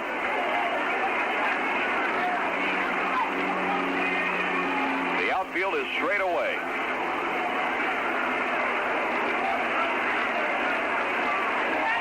National League All-Star catcher Jerry Grody at the plate.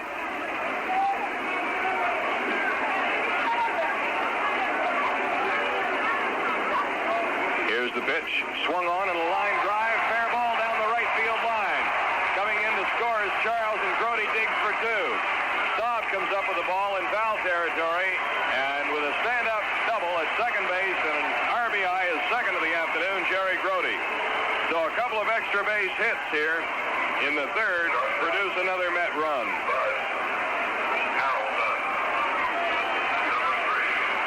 5-3 ball game now. Third hit of Wagner. That brings Bud Harrelson, the shortstop, to the plate. He struck out in the first. Wagner checks the runner Grody at second. A swing and a miss. Strike 1. 6 hits all told for the Mets so far in this one. Wagner delivers curveball, swung on, fly ball, left center coming in fast. Pond still coming. It's going to drop in there. And racing to third base is Jerry Grody. And on at first base with a base hit is Bud Harrelson.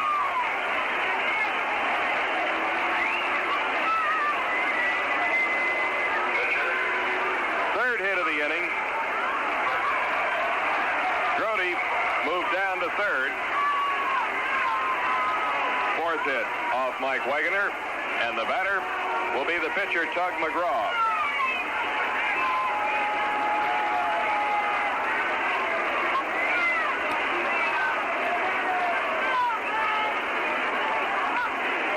The fastball is taken for strike 1, called by McGraw.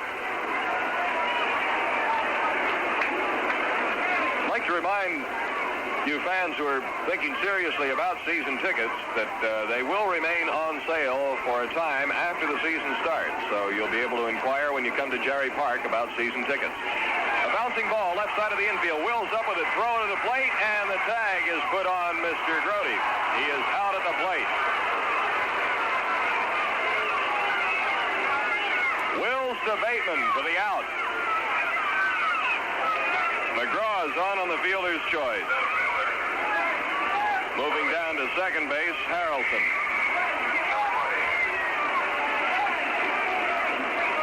That'll bring Tommy Agee to the plate. 2 outs now. Runners at first and second.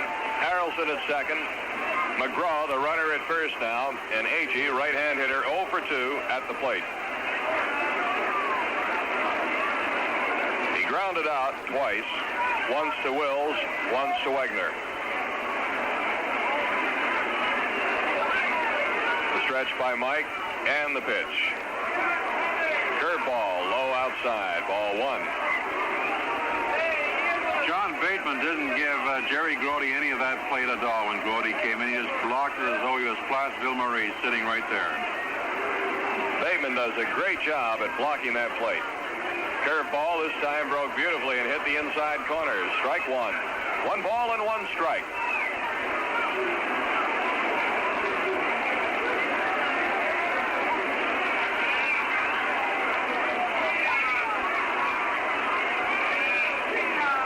The windup and the pitch. Check swing. Did he go around? No, 2 balls and a strike.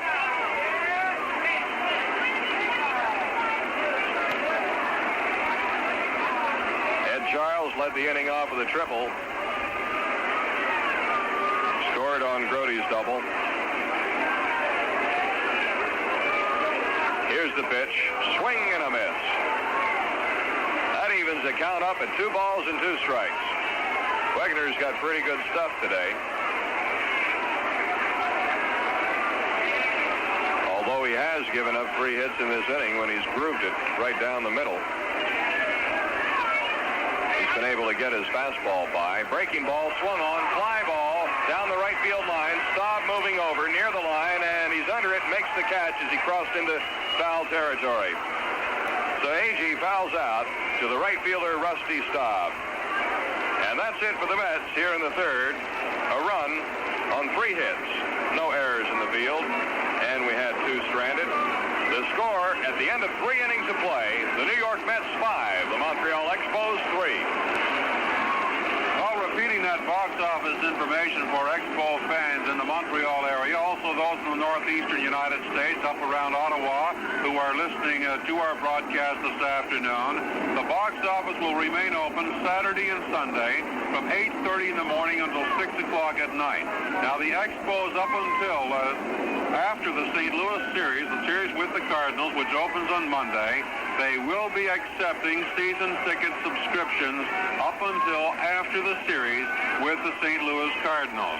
The telephone number of Montreal for further information on tickets, area code 514. The number is 875-2300. The Montreal Expos. If you're writing 1010 St. Catherine Street West, if you're writing for any ticket information.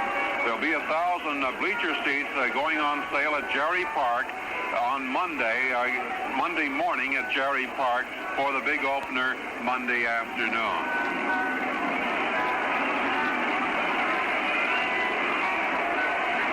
Right now, let's pause 10 seconds for station identification. This is the Expos Baseball Network. And you're listening to Expo Baseball over WHRL Albany, a division of the stereo radio system. Now back to Expo Baseball. The totals after 3 for the Mets, 5 runs, 7 hits, no errors. For the Expos, 3 runs on 3 hits, no errors. The Expos have left 3 runners aboard. The Mets have left 5 on base. And now Tug McGraw will face the bottom third of the Expos order. As we move to the 4th inning, here's Russ Taylor. Thanks very much, Dave. Well, it's Tug McGraw on the hill for the New York Mets and Jose Coco Laboy at bat for the Montreal Expos. Coco had a big thrill yesterday. His big hit was a home run off Ron Taylor, well over the left field fence, some 358 feet from home plate. The first pitch to Laboy is outside for ball 1. 1-0 the count on Jose Coco Laboy. In the 4th inning at Chicago, it's a 2-all tie between the Phillies and the Chicago Cubs. Next pitch is swung on out into left field for a base hit, maybe good for an extra one. Laboy takes a turn at first, but holds up with a single. Jose Coco Laboy leads off the top half of the 4th inning with a single for the Expos. That brings up Don Hahn, who had a big thrill in the 2nd inning when he got his first major league hit and knocked in 2 runs in the Expos' 3-run rally in the 2nd inning as they were trailing 4-0 to the Mets. So here's Hahn in the top half of the 4th inning with a runner on first, nobody out. The man on first, Coco Laboy. The pitch to Hahn is swung on a changeup, strike 1. 0-1 the count on Don Hahn. 5-3 for the Mets over the Expos.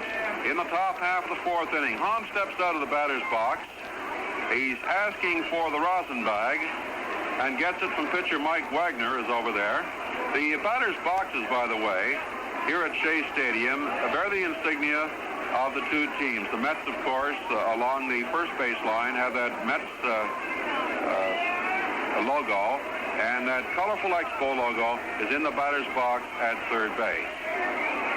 Here's the 0-1 pitch now to Hahn. He lays down a bunt. It rolls foul along the third base line. So it's 0-2. As the sacrifice was on, trying to get Laboy down to second base. McGraw was quick to pounce on that ball as it rolled over the third base line to make sure that it stayed foul. the count is 0-2 to Don Hahn, the center fielder. 21 years of age. Played with Fresno in the California League last year. McGraw watching his man Coco LeBoy at first base. McGraw the left-hander, so he'll be facing the bag at first. LeBoy still takes a healthy lead. Here's the pitch to Hahn. Ball one. 1-2 the count. Hahn steps out momentarily, looks down to Peanuts Lowry at the third base coaching slot. Leon Jones in left field, Tommy Agee in center, Rod Gasper in right for the Mets. The boy on first, here's the pitch. In there for call strike 3. So Don Hahn gets caught looking at a third strike. That brings up pitcher Mike Wagner. Takes off his warming jacket to step in. Wagner, a real big fellow with the Expos, a towering man. And when he fires that pill from the pitcher's mound, it must look like an aspirin tablet. Mike Wagner stands 6'4", weighs 197 pounds, swings right-handed. One away, runner on first base. Here's the pitch. Wagner attempts a bunt and pulls back as a high pitch. As Phil Rizzuto used to always say, you never bunt at anything but strikes.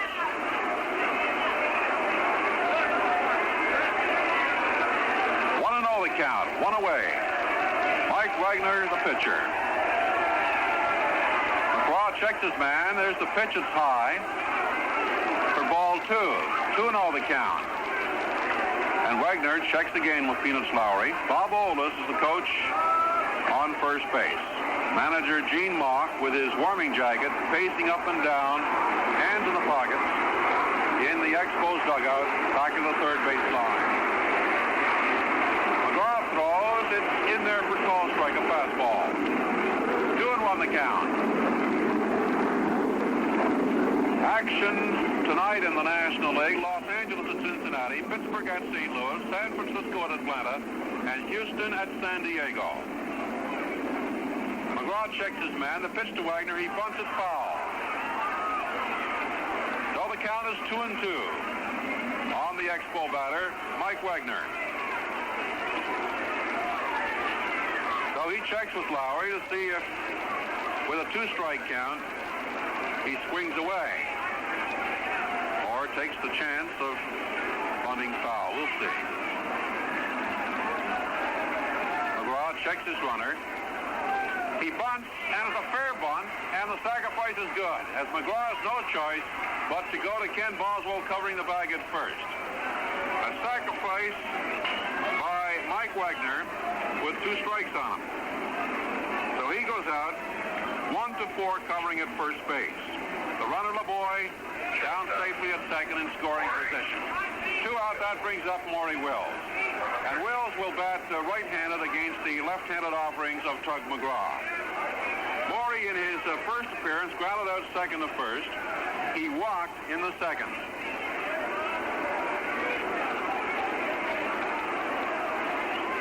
Outfield playing Maury straight away, not too deep. There's actually a big hole in left center field, as Agee has moved over towards right center. Swung on and missed by Wills. Strike 1. McGraw throwing real hard out there now.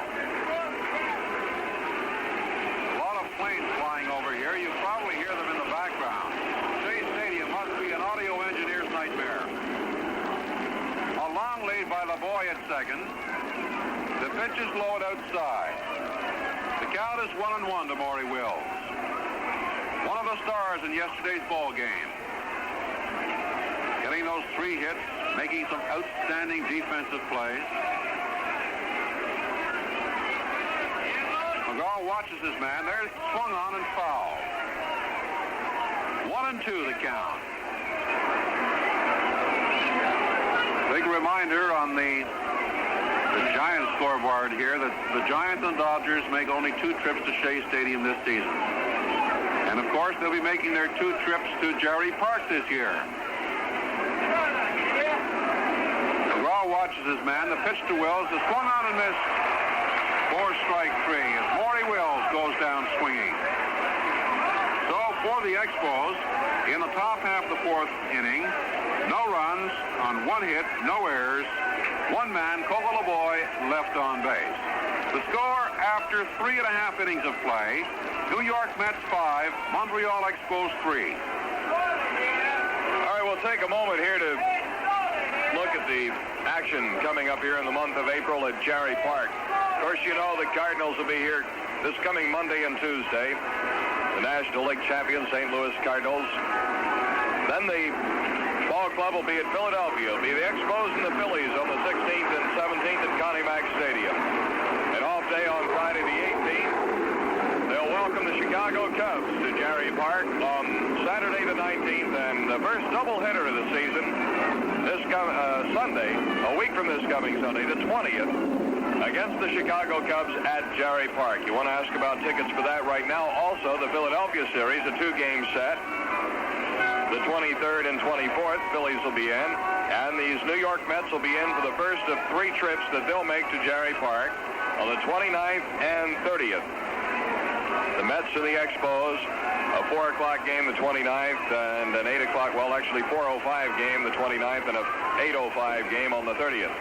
All of the divisional teams, all of the Eastern Division teams will be into Jarry Park 3 times, and the Expos will visit them 3 times, and the Western Division teams be 2 series, home and home. Rod Gasper stepping up for the Mets here in the bottom half of the fourth inning. Takes the first pitch low at the knees for ball 1. 1-0 the count to right fielder Rod Gaspar. Rod had 2 hits in yesterday's ball game and knocked in a run.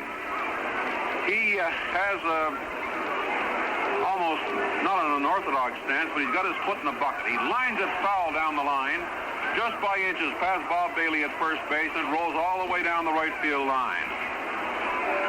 Lucky for the Expos, because had that ball been about 3 inches to the left, it would have gone for extra bases.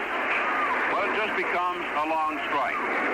1-1 the count. 1 ball and 1 strike. On left-hand hitter, Rod Gaspar, the right fielder. Jose LeBoy playing on the fringe of the infield grass at third. Wegner throws. It's swung on into the air in left center field. Moving over for it is Don Hahn.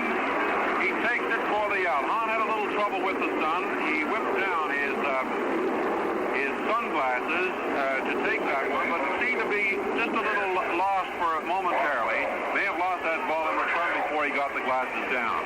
Anyway, Rod Gaspar leading off flies out to Don Hahn in center field. That brings up Ken Boswell, the second baseman. Boswell was hit by the pitcher, Bill Stoneman, in the first and walked in the second. The first pitch is inside to him as he steps back, taking no chances on those breaking balls to the inside. He'll probably have a big well in his bag at the end of this game after taking that pitch from Stoneman. Call strike 1. 1-1 the count. 1 away. Bottom half of the fourth inning with the Mets leading the Expos 5-3. The Mets scoring 4 runs in the bottom half of the first inning. The Expos came back with 3 in the top of the second. Wagner delivers. It's low for ball 2. 2-1 the count. Outfield shifted over to the right on Ken Boswell. Jones in left center. And moving way over to the right is Don Hahn in center field. Rusty Staub is playing more or less a true right field. It's 3:41 down the lines here. The pitch to ball. There's a hard hit ball going deep out in the right field. I don't know. It is gone.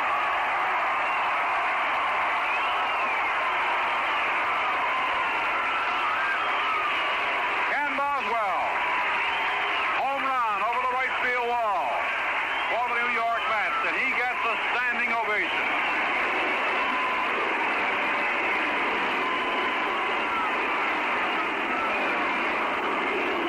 One look at that ball, and you knew it was gone. So did Rusty Staub in right field. As soon as it was hit, Rusty turned and said, "What's the heck in running after this one?" It was well hit. Probably traveled 380 feet toward right center, just to the right of the 371 mark. The pitch is low and into the dirt to Cleon Jones. Jones knocked in the first run with a single to left field in the first.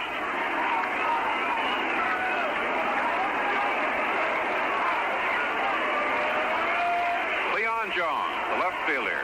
The pitch to Jones is swung on to the right field down the line. Maybe trouble. Stop. I don't know if he can get to it.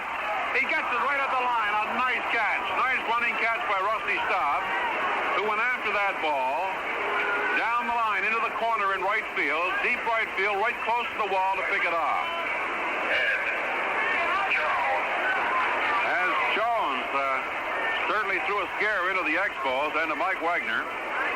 Had that ball dropped in there against the wall, it would have gone for extra bases. That brings up Ed Charles. He walked in the first and hit that long triple and scored finally in the third inning. 0-1 the count to Ed Charles. Right-hand hitter. He's a veteran on the Mets lineup, in the Mets lineup, and he's the inspiration guy. Takes it high and inside. Had to duck away for it. Ball one. 1-1 the count with 2 out. 1 run in on Ken Boswell's home run over the right field wall. Mike Wagner, all set, pumps, delivers. Curveball in there for call strike 2. 1-2 the count. Charles looks down to Eddie Yost, third base coach. Now steps back in. Yogi Berra, the coach at first base for the Mets. Wagner throws. It's low and into the dirt. Outside for ball 2.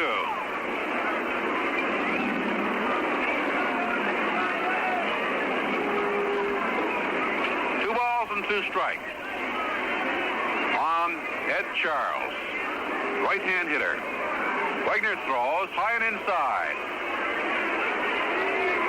So Wagner has the full count on Charles here in the bottom half of the 4th inning. Umpire behind the plate, Big Stan Landis. Pitch is low and outside for ball 4.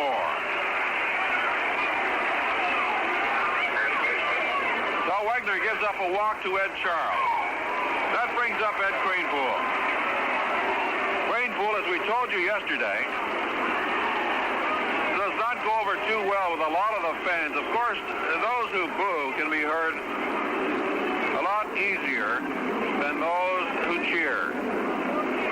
And I guarantee you all those people who were booing yesterday were cheering in the first inning on that fine hit. The ball hit down. A nice play by Sutherland at second, over to Wills for the 4th. And the side is retired, but not without some damage, as Ken Boswell hit that home run. For the New York Mets in the 4th inning, 1 run on 1 hit, no errors, 1 man left on base. The score after 4 complete innings of play, New York Mets 6, Montreal Expos 3.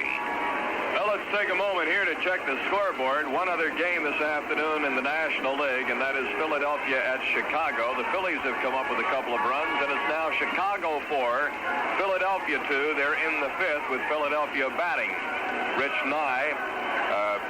Not Rich Nye, but Bill Hands pitching for Chicago, and Rick Wise for Philadelphia. 4-2, the Cubs lead the Phillies, 5th inning. Tonight in the National League, Los Angeles will be at Cincinnati, Pittsburgh at St. Louis, San Francisco at Atlanta, and Houston at San Diego.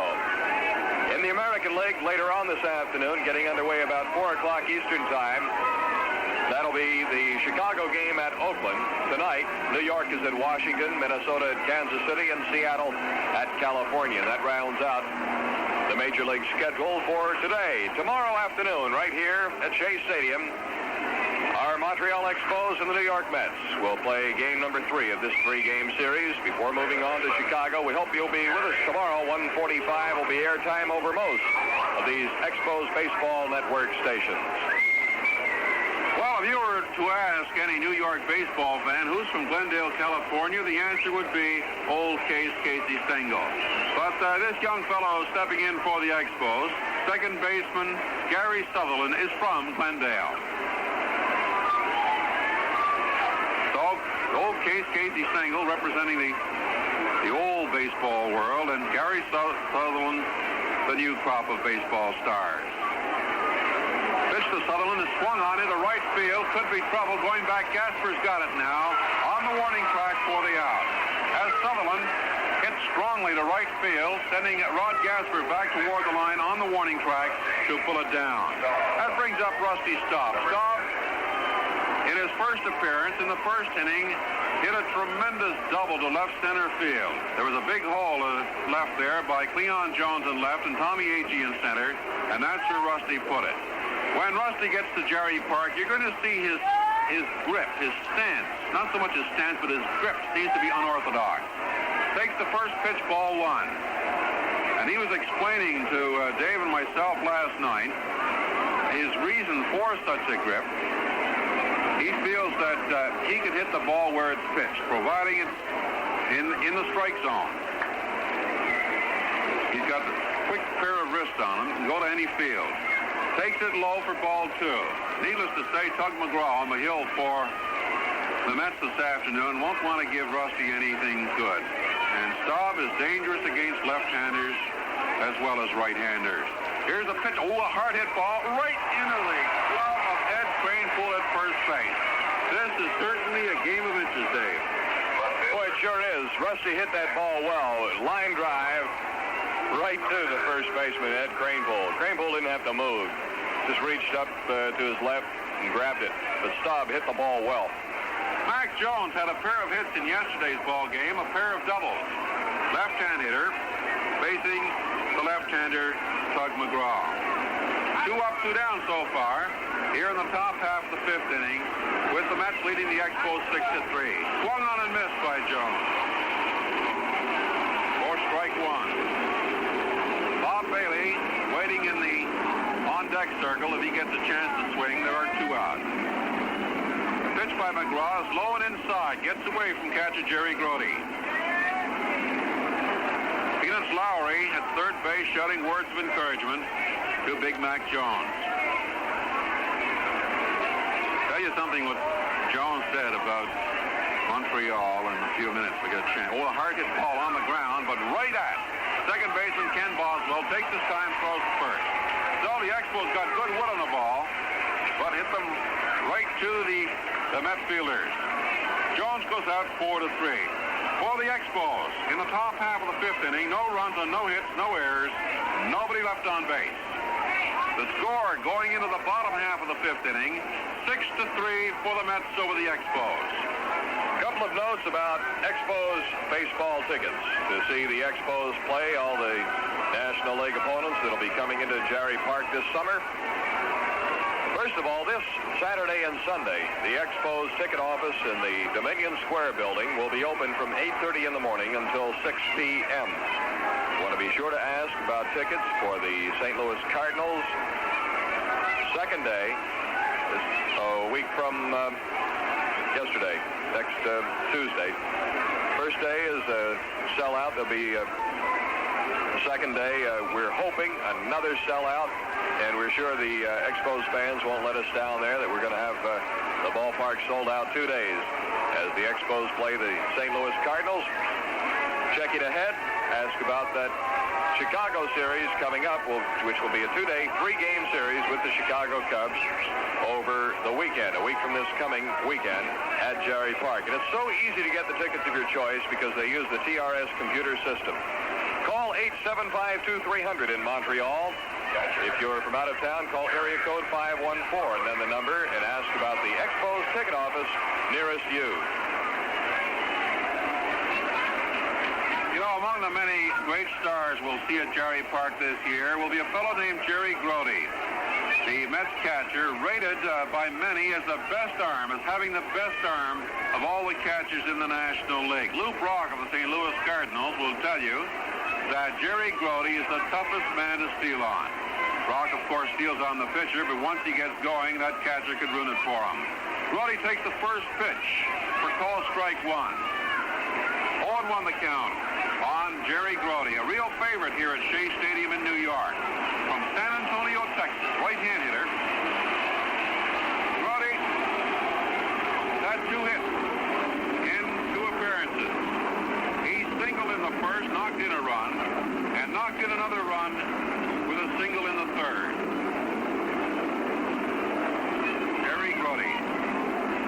over from J.C. Martin last year and just wouldn't let go of that catching job. Mike Wagner on the hill. Here's the 1-1 pitch to Grody. It's high and inside, and he steps away. 2-1 the count on the Mets catcher. Outfield playing him straight away and deep. Grody is not noted for hitting the long ball. He hit 3 home runs last year in 124 games. Had a batting average of .282. An excuse me swing by Grody, and foul tips it to the right side, and it rolls along the first base line. 2 balls and 2 strikes on Grody. Jerry Grody, charged with only 1 pass ball in 115 games. He's called out on strikes as Wagner gets it across. Jerry Grody caught looking at a 3rd strike. That brings up Bud Harrelson, the Mets shortstop, one of the great defensive players in the National League. Fans at Jerry Park will see a truly great one out there with the Mets this year. Harrelson had a single in the 3rd. He struck out in the 1st. First pitch, he fouls it back on the screen. Strike 1.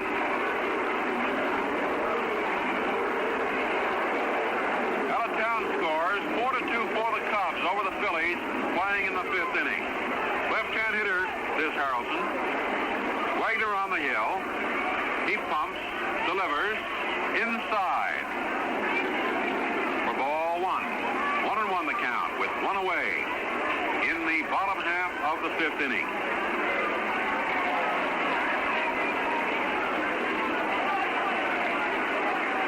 Next pitch, swung on and fouled to the left side of home plate up into the seats. Harrelson is not a fence buster. He has 1 home run to his credit in his National League career. And as we said yesterday, he really had to work for that one. It was an inside the park job at Forbes Field in Pittsburgh. The count is now run to 2-2 on Bud Harrelson. But the Mets need him for his great defensive abilities. And man, has he got those.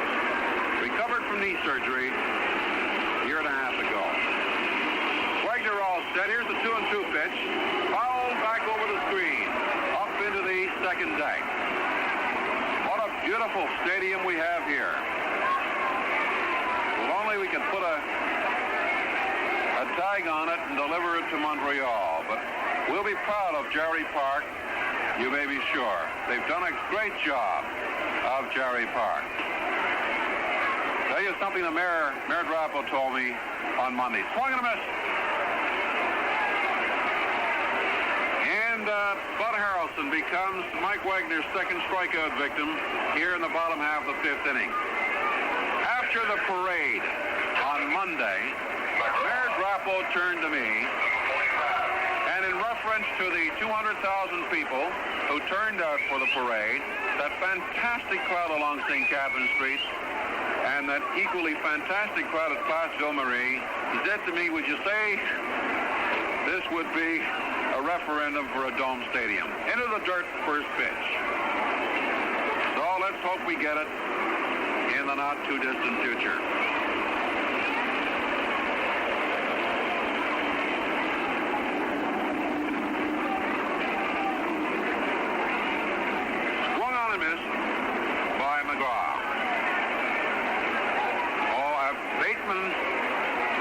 Got hurt on that one. Foul tip. Seems that he may have taken it just above the kneecap. Joe Licio, the Expos trainer, is out talking to the big Expo catcher, John Bateman. And while he's receiving treatment from Licio, let's pause 10 seconds for station identification. This is your Expos Baseball Network. You're listening to Expo Baseball over WHRL Albany, a division of the Stereo Radio Broadcast System. Now back to Expo Baseball. Back here at Shea Stadium in New York, 6-3 the Mets in the fifth inning. The pitch to Tug McGraw, foul the line shot right into the stands. And luckily for one fan that he had his eye on the ball. And we might mention this too. You know, it's been a few years since baseball fans have had an opportunity to attend games in Montreal. The Royals went out of existence in 1916. We've got a lot of fans. Keep your eye on the ball. Swing and a miss. And Mike Wagner strikes out the side. Tug McGraw goes out swinging. So for the Expos, for the New York Mets, in the bottom half of the fifth inning, no runs, no hits, no errors, nobody left on base. The score after 5 complete innings of play, 6-3 for the Mets over the Expos.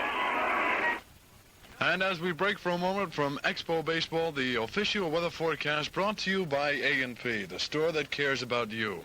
Mostly sunny and mild for this afternoon. High temperature 60 to 65. It will be cloudy for tonight with chance of showers by morning.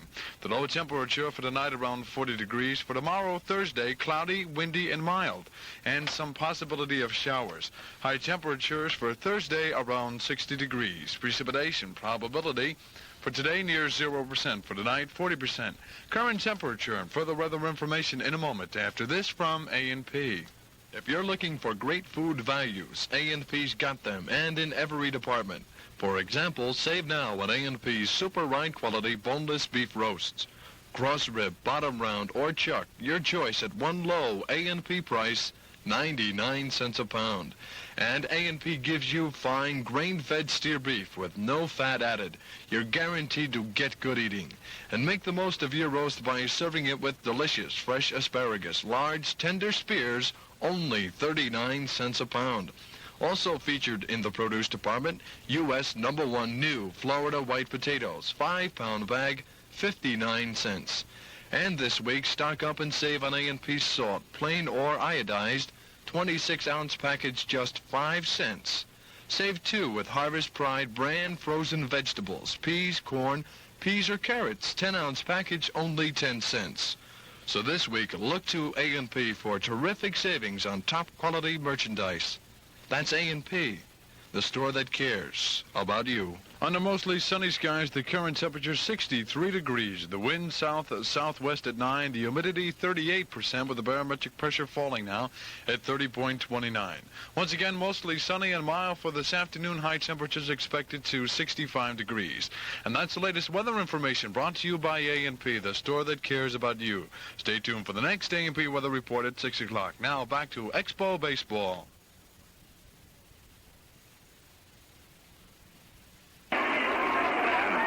Really come up with some prodigious cuts for the Expos in spring training. Oh, there's a hard hit ball down the line. Looks like it's good for extra bases. Bailey makes the turn at first, heading for second base, and he's in there with a double. Stand-up double as Bob Bailey really put the wood to that one. Right past the bag, down the line into left field. Bailey leads off with a double. That brings up John Bateman. Bateman walked in the second inning, scored one of the Expos runs, one of the 3 runs, and he flied out to left field in the third.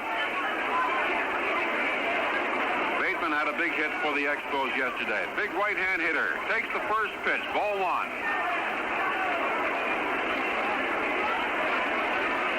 Today's baseball quiz. Can you name the only set of brothers to win Major League batting titles and the years they did it? It's low for ball 2. 2-0 the count on Bateman. Time is called as catcher Jerry Grody runs halfway out to the mound to talk to Ted McGraw. The runner on second base is Bob Bailey, there with a double down the left field line. Bailey having a great spring training, and so far,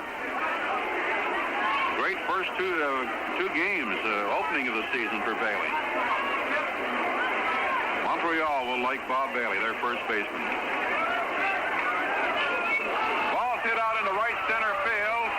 It's in there. Caught.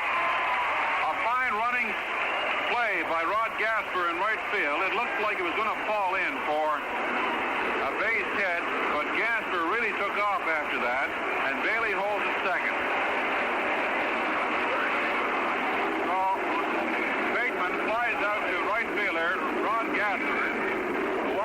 hit that ball in center field after a long run. Tommy Agee had to pull up in center field. That brings up Coco LeBoy. Coco walked in the second and singled in the fourth. Right-hand hitter. Bailey with a short lead off second, stretches it a bit. The first pitch to Coco LeBoy is high for ball one. 1 ball and no strikes on Coco LeBoy.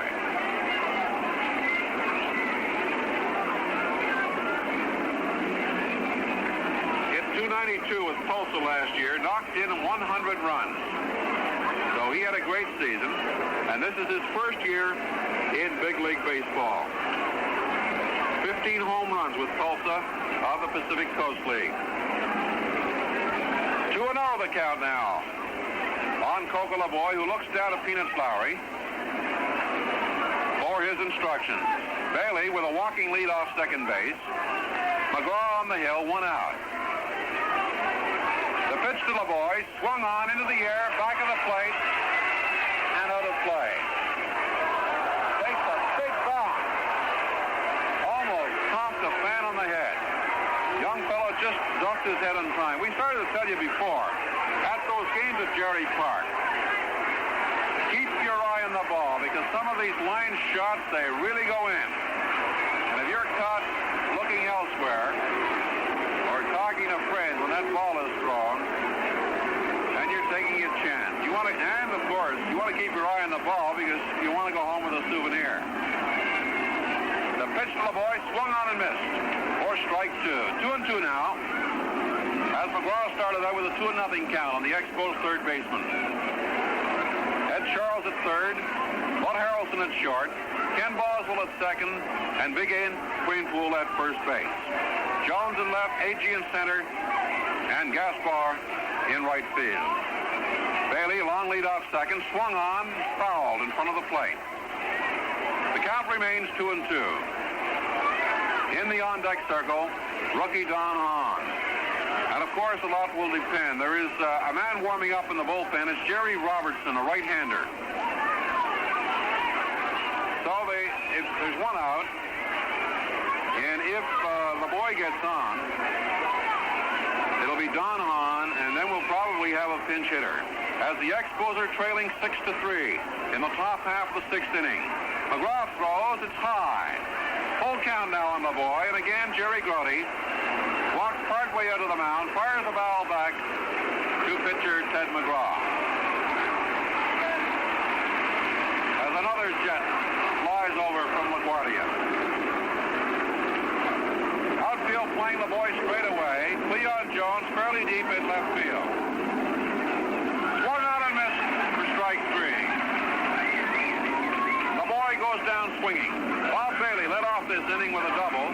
Bateman flied to right field, and LeBoy struck out. That brings up Don Hahn, who knocked in 2 runs with a single in the 2nd inning. Got caught looking at a third strike in the 4th.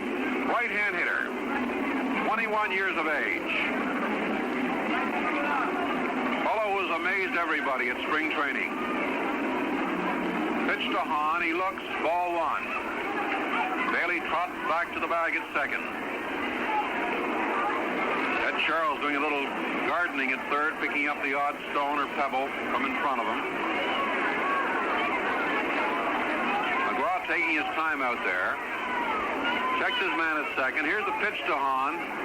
Ball 2. 2-0 the count. 4-2 for the Cubs over the Phillies in the 6th inning at Chicago. And that's where we'll be for a series of games before coming home on Sunday. The Expos play in Chicago Friday, Saturday, and Sunday. Ball strike 1. As McGraw came in with his fastball.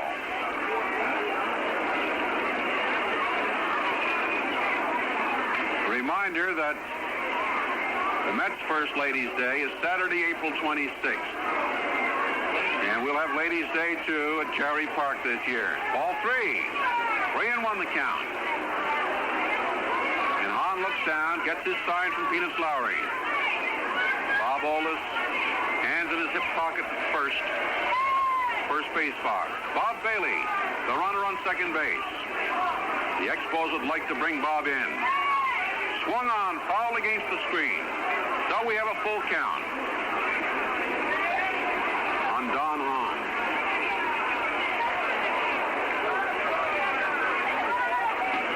Check that. The board has 3 and 1. 3 balls and 1 strike. You're right. Oh, that's 3-2. They've changed it now. They've changed it. That board crossed people up yesterday. Just crossed us up momentarily. It's usually pretty quick. The pitch to Hahn, swung on and missed. As Tug McGraw gets himself out of trouble with a pair of strikeouts in the 6th inning. For the Expos, no runs on 1 hit, no errors, 1 man left on base. The score after 5.5 innings of play, Mets 6, Expos 3. Well, first man up for the Mets in the bottom of the 6th will be center fielder Tommy Agee, right-hand hitter. Wagner Allsted, he delivers. It's low and outside for ball 1. Tommy Agee, American League Rookie of the Year in 1966 when he hit .273 with the Chicago White Sox, hit 22 home runs and knocked in 86 runs, and had 44 stolen bases. That was 3 years ago. The ball's hit in the air. It could be trouble along the line in right field. Staub is calling for it. He's got it for the out. As Bailey went out into short right field along the line, but Rusty had control of it all the way, had his eye on the ball and called for it for the out. So Agee flies out to Rusty Staub in right field. That brings up Rod Gaspar, one of these brilliant rookies. Played with Memphis in the Texas League. He led the Texas League in hits. Also a fast man on the base path. He stole 25 bases. In 1968, last year, he hit .309 with Memphis, 2 home runs. Answer to the baseball quiz, the Walker brothers, Dixie and Harry, won the National League titles with Dixie winning on a .357 mark in '44 and Harry .363 in 1947. The 2 brothers who won the National League batting titles. That was the quiz. And we'll be doing that throughout the year. When we get these quizzes, we'll fire them at you just to start a few arguments. Friendly arguments, of course, low and inside. 2 balls and 1 strike. On Rod Gaspar. Stands 5'11", 160 pounds, 23 years of age. Bats with his foot in the bucket. Pitch by Wagner. He lays down a bunt. Wagner in for it, picks it up, throws the first, not in time. It was close, but not quite. As Bill Williams gave the big safe sign at first base. Gaspar on with a bunt single. This brings up Ken Boswell, and he gets a fine round of applause, and no wonder. Boswell hit a long home run over the right field wall in his last appearance in the 4th inning off Wagner. And apart from that, Mike Wagner has been pitching strong relief ball for the Expos to left-hand hitting Ken Boswell. Well, they'd like to get Boswell on. Pitch to Boswell is lined into right field for a base hit. Gaspar makes the turn at second base. He's heading for third. Here's the throw by Staub, cut off by Will. Well, the Mets have put together back-to-back singles. Gaspar going all the way around to third. 1 out, and that brings up Cleon Jones. Jones knocked in the first run of the game with a single to left field in the first. He lined into a double play in the second, flied out to right field in the fourth. And here he is in a very crucial situation in the 6th inning. The Mets lead this ball game 6-3 over the Expos. Leon Jones, big fellow, stands 6 feet, weighs 197 pounds. He hit a hard hit ball into deep right field, but Staub has a line out, and he's got it for the out. And Rusty, the run comes in to score, unfortunately, on that sacrifice fly. Leon Jones comes through with a big RBI.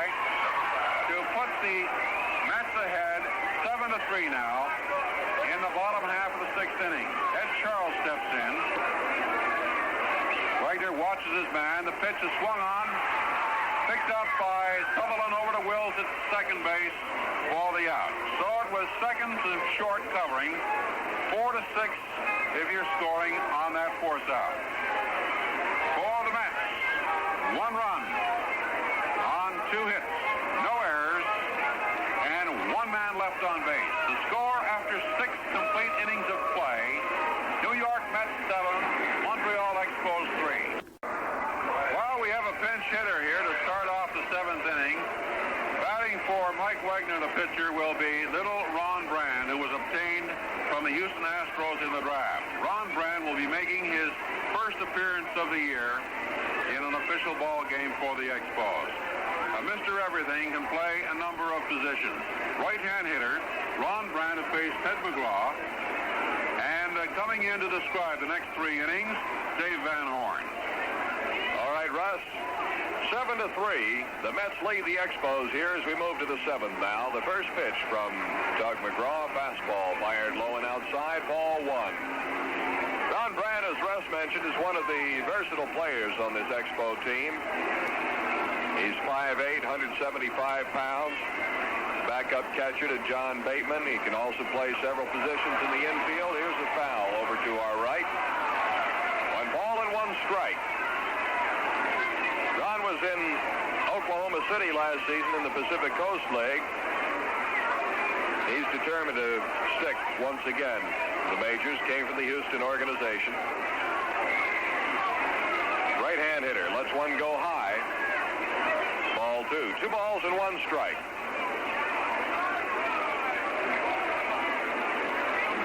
Ron making his first appearance of this 1969 season at the plate right now in the pinch hitting role. McGraw deals high and inside. Ball 3. 3 balls and 1 strike.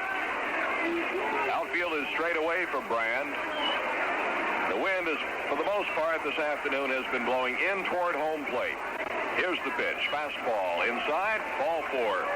So Brand draws a walk, and maybe the Expos can get something going now here in the 7th against the Mets. As we move to the top of the order, Maury Wills and Gary Sutherland. Maury Wills this afternoon 0 for 2. He grounded out in the first inning, drew a walk in the second, and went down swinging in the 4th. Tug McGraw out on the mound, the left-hander, took over for starter Jim McAndrew, who went 1 inning. McGraw came in the second, has only given up 1 hit. Here's the pitch. Low for a ball. McGraw has given up 2 hits. 1 to Bailey, a double in the 6th, and a base hit to LeBoy in the 4th. Jerry Grody, the Mets catcher, had walked the ball out to the mound to talk just a moment with Tug McGraw. Now he's back behind the plate. We're ready to go. The runner at first base is Ron Brand. McGraw looks down, has the sign. The left-hander looks over at Brand. Here's the pitch. Fastball down the middle. Strike called. 1 ball and 1 strike to Maury Wills, batting right-handed against the left-hand pitcher McGraw.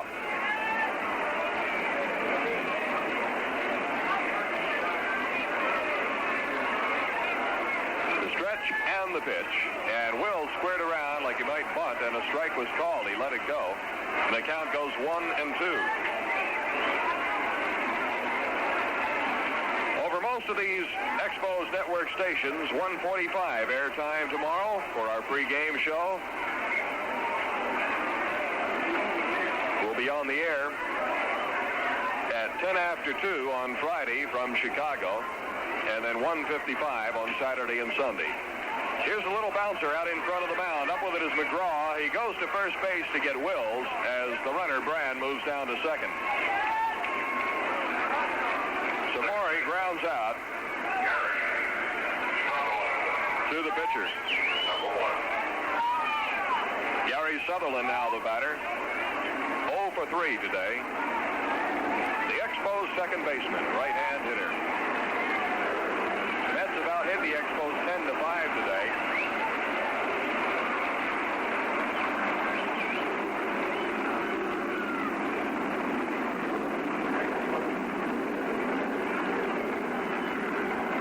Wills and Hahn have driven in the 3 3 Expos runs on 2 of them. First pitch is a strike called on the batter, Gary Sutherland.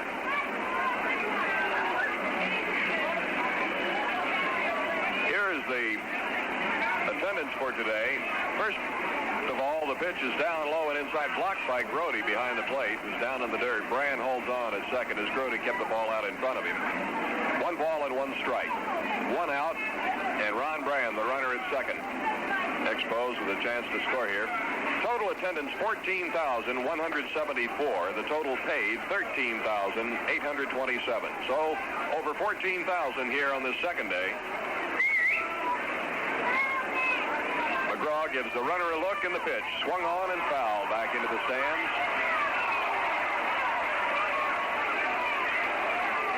The youngster over here had a chance to make a fine catch, popped out of his hands. He'll be charged with an error. One of his buddies down there in front of him got the ball. Boy, the kids really scramble for the baseball and take home a prized possession when they leave the ballpark.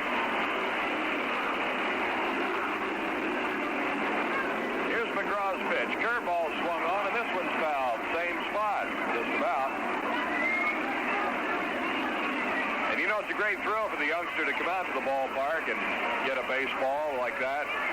He can go back and tell all his friends. He said, boy, look at this. He said, this ball was pitched by Tug McGraw and was hit off the bat of Gary Sutherland, or whatever the case may be.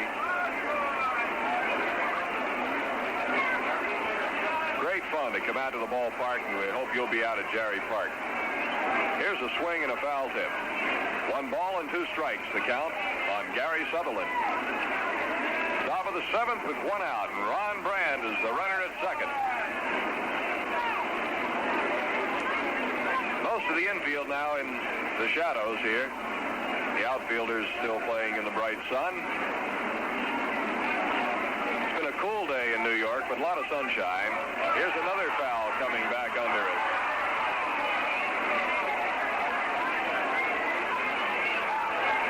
So Gary stays alive at the plate, a ball and 2 strikes.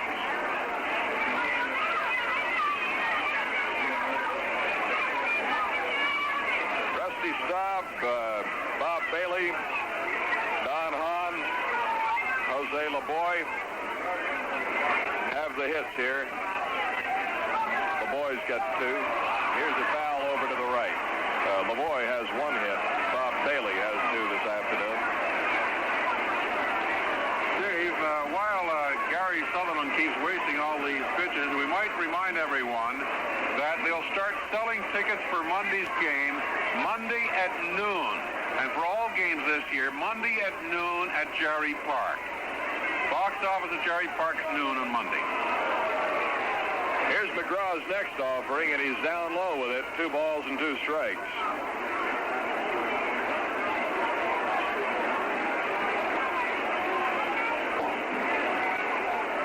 Happy to have you aboard for this broadcast again this afternoon. Hope you'll be with us tomorrow and every day that the Expos play. Pitch is high. So now McGraw has the full count to gather Gary Sutherland. 3 balls and 2 strikes.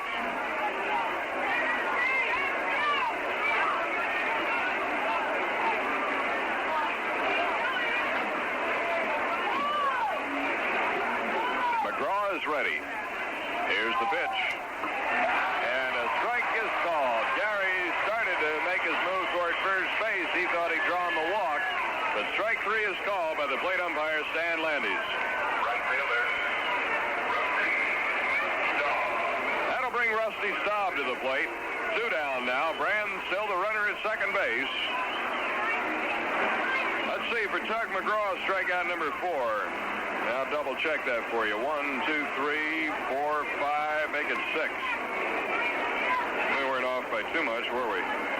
6 strikeouts for McGraw. Staub, left-hand hitter. Lets the first one go. It's low for a ball. Rusty is 1 for 3, doubled in the first.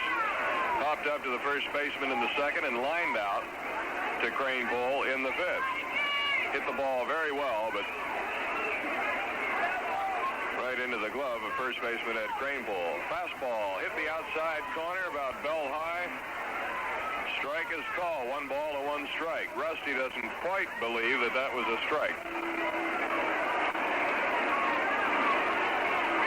2 down. Brand leads off second. McGraw with a quick look at the runner, and the pitch is a high curveball that Staub has to duck out of the way of. The count is 2-1.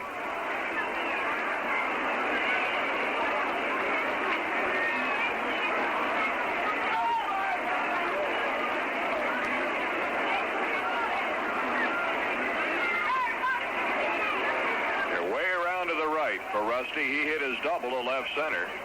Here's the pitch, and strike called right above the knees on the outside corner. 2-2.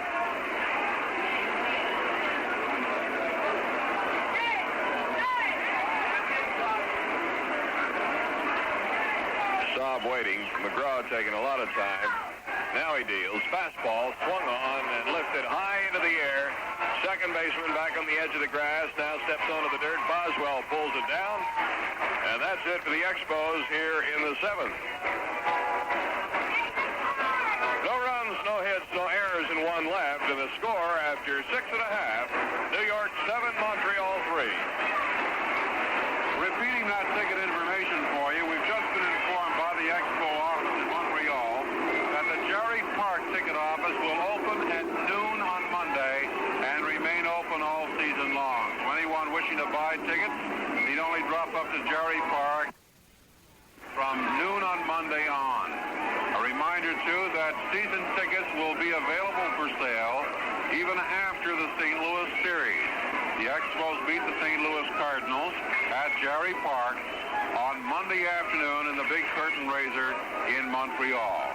Should be a great day for fans everywhere in the northeastern United States and Canada to take in the first Major League ball game ever outside the United States. You know, my blood just runs cold with goose pimples when I think of the great names in baseball who will be appearing at Jerry Park this year. Imagine being able to see Willie Mays, Bob Gibson, Lou Brock, all those great stars. Well, we move now into the bottom half of the 7th inning. The New York Mets are leading the Expos by the score of 7-3. The Expos have a new man on the hill, Jerry Robertson, a right-hander. Back now to Dave Van Horn. All right, Jerry Robertson comes on, and Mike Wagner is through. Robertson, a right-hander. Lets the first one go. It's a fastball, strike 1 called. Well, Jerry worked yesterday for an inning and a third. Didn't give up any runs. 2 hits.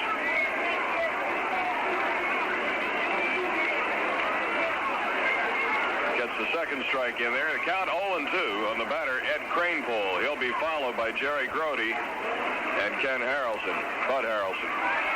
Here's a bouncer over the head of Robertson, picked up by Sutherland. Quick throw is not in time.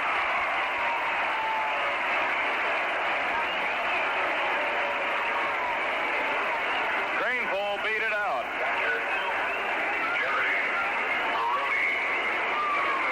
The batter will be the catcher, Jerry Grody.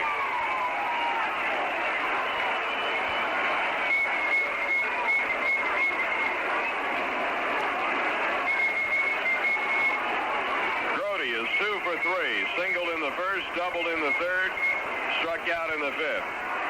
Right-hand hitter swings on the first pitch and parks it foul off to the right. The Mets scored 4 runs in the first inning. The Expos came back with 3 in the second. And then the Mets added single runs in the 3rd, 4th, and 6th. They lead 7-3.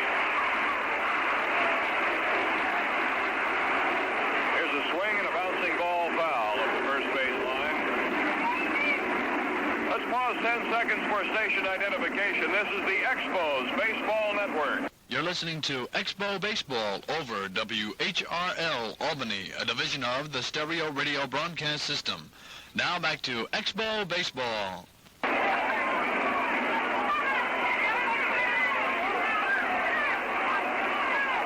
right, Jerry Grody ready now.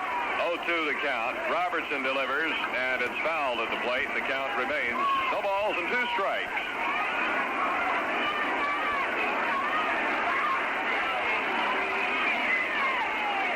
John Bateman out in front of the plate called for the ball, and the plate umpire, Stan Landy's taking a look at it. First base umpires, Bill Williams. Second base, Nick Colossi. Third base, Tom Gorman.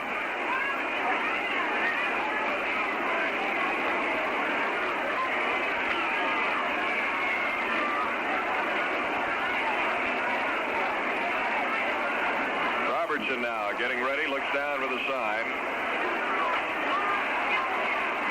Winds it up, fires. Fastball high inside. 1 ball and 2 strikes to Grody. Robertson yesterday pitched in his very first Major League game. He's got a good fastball and a fairly effective curveball. Grody fouls one off to the left side of the plate. Into the dirt.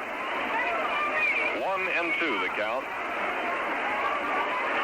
Tulsa won the Pacific Coast League pennant last year, and Robertson played a key role, appearing in 53 games, 52 of them as a relief pitcher. He won 4 and lost 2 and had a fine strikeout record. He struck out 72 in 78 innings last year with Tulsa. Jerry Robertson on the hill for the Expos right now. Pitch is down low, and the count evens at 2 balls and 2 strikes. Mike Wagner worked 5 innings, gave up 7 hits, 2 runs, both earned, and 1 home run.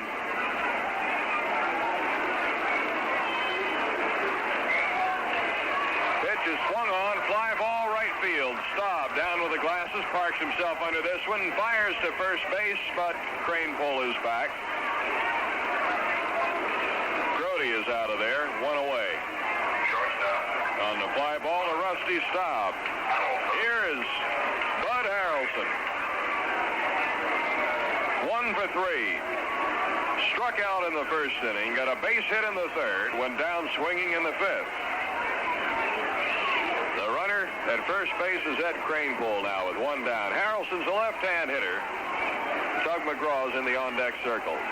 Robertson's pitch is high, ball 1.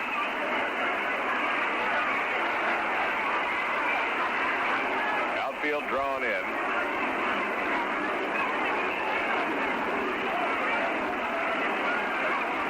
Robertson's the 4th Expo pitcher to work today.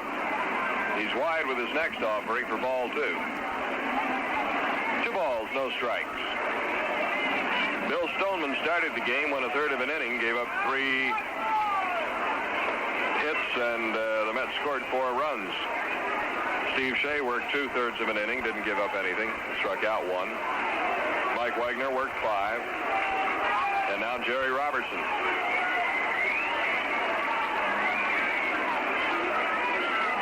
Robertson fired again and missed the target, and he's behind 3-0 now.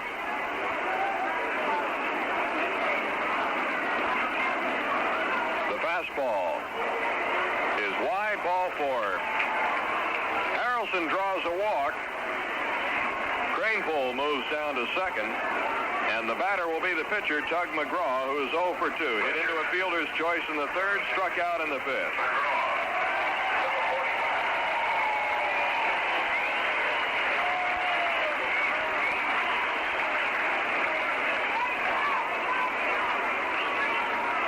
Tug McGraw batting right.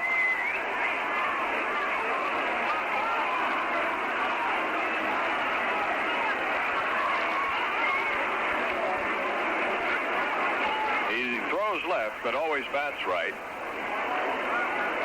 Curveball taken by McGraw, low, ball 1. Bateman watching, cocked his arm. Cranepole, the lead runner at second base. Harrelson is on at first. Only 1 out. Infield a double play depth. Bailey charging with the pitch, and it's ripped foul into the dugout. And boy, I'll bet that scattered some Mets down to our right. bad place to be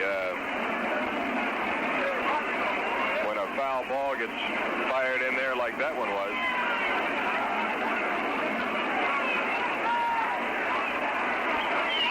Here's Robertson's pitch. Bunted high in the air, caught by Robertson, and he has no other play as both runners got back. McGraw pops out to Robertson, attempting to bunt. So that's 2 away and a big out, and the batter will be Tommy Agee, the leadoff batter, who has gone 0 for 4 today. Grounded out twice, flied out to Staub twice.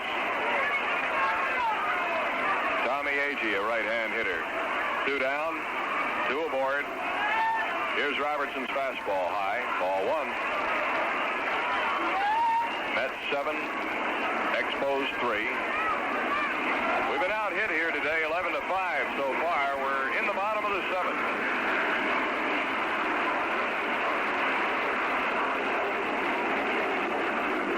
Here's a breaking ball right down the pike. Strike called. Evens the count at 1-1.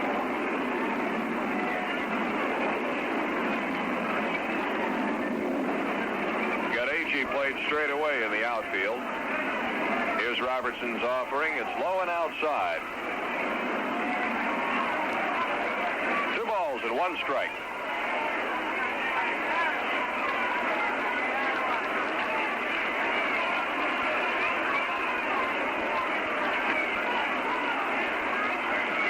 Tommy Lee Agee at the plate. Popular Met player. Here's a base hit out into left field on the ground. Craneful rounding third, digging for home. The throw by Jones to be cut off in the infield. The throw to third base, and they got the runner coming in as Harrelson slipped and fell, and he might have hurt himself. The run scores, and Harrelson is hurt. Agee gets an RBI single to left. Craneful scored. Run number 8, and Harrelson is out at third. And apparently will be okay. He was just shaken up a little bit. 1 run, 2 hits, no errors in the field, and a man left. The score now, after 7 innings, the Mets 8 and the Expos 3. Well, since he came on to pitch in the second inning, Tug McGraw has been real mean with Montreal Expos. The Expos have managed in this ballgame so far only 5 hits. Rusty Staub had a double. Bob Bailey is their leading hitter with 2 hits, a single and a double. Don Hahn had a single, knocking in 2 runs. And Coco LeBoy had a single. And that's all the noise the Expos have made with their bats in this game so far. But Tug McGraw is pitching extremely strong. Relief ball for the Mets this afternoon. Left-hand pitcher and getting a real good workout, too, against the Expo batters, who showed yesterday to the Mets, to everyone, that they could swing the big lumber. But they're not swinging it that well against Mr. McGraw. He has them pretty well handcuffed. Coming in to lead off the 8th inning for the Montreal Expos will be left fielder Mac Jones.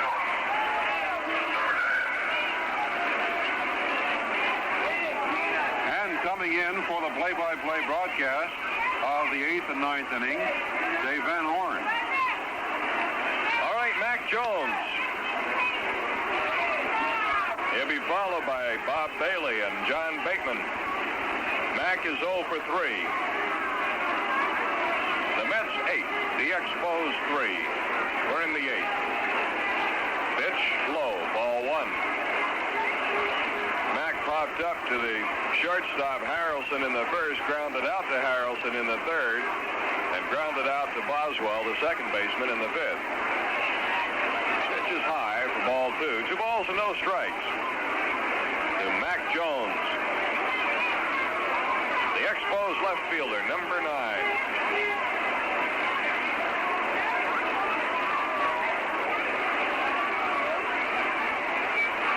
Hitter.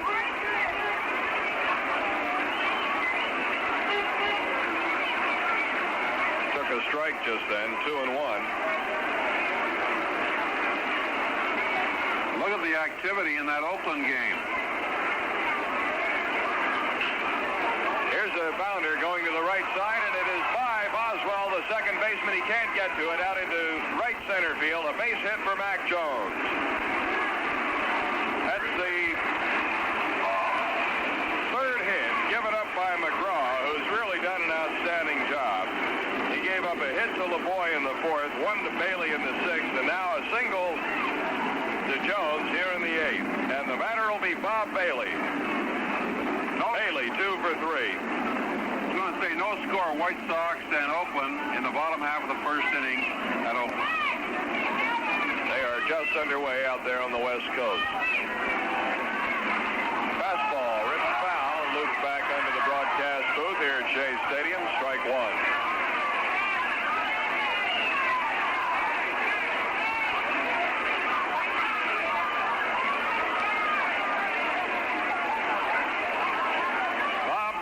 Singled in the second. Struck out in the third, doubled in the sixth.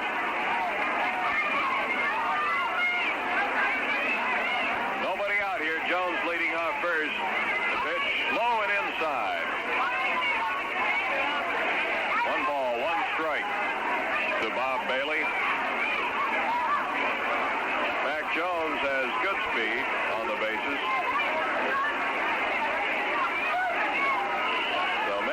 Bailey can move him around.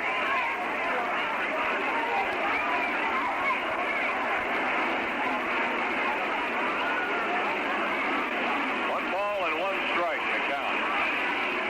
Or rather 2 balls, 1 strike. Pitch low and got away from the catcher.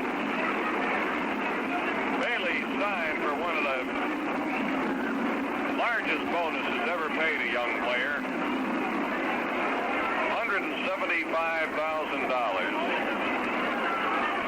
And the Pittsburgh Pirates had a lot of hope for Bailey. They bid for his services back in 1961. Bob came close but never quite made it. And the Expos hope that this will be Bob Bailey's year.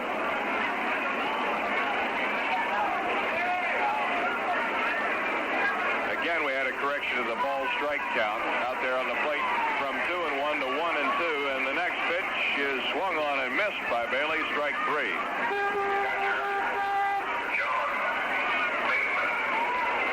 For Tug McGraw, strikeout number 7. 1 down, and the batter will be John Bateman. 0 for 2 with a walk today, and he scored a run. John let the first one go. It's ball 1.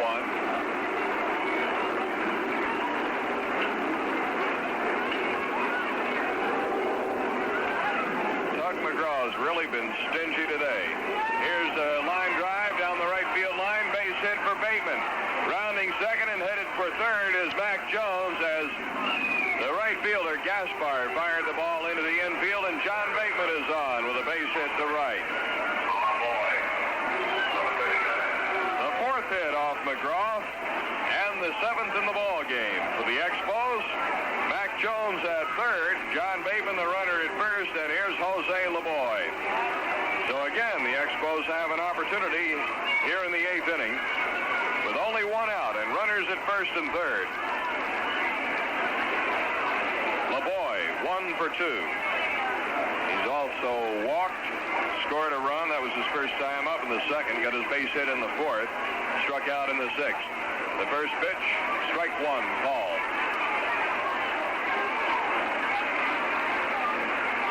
An 8-3 ball game. Mets leading the Expos.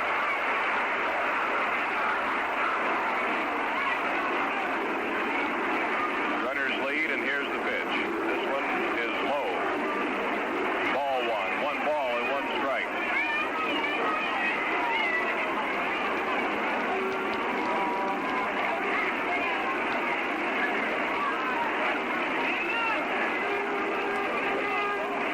Here's the pitch. Just missed the outside corner. 2 balls and 1 strike. Sign on the scoreboard says that Cincinnati will launch Western Division play at Shea Stadium. I guess maybe they're the first first Western Division team into Shea. I guess that's what they mean. Of course, the Mets are in the Eastern Division.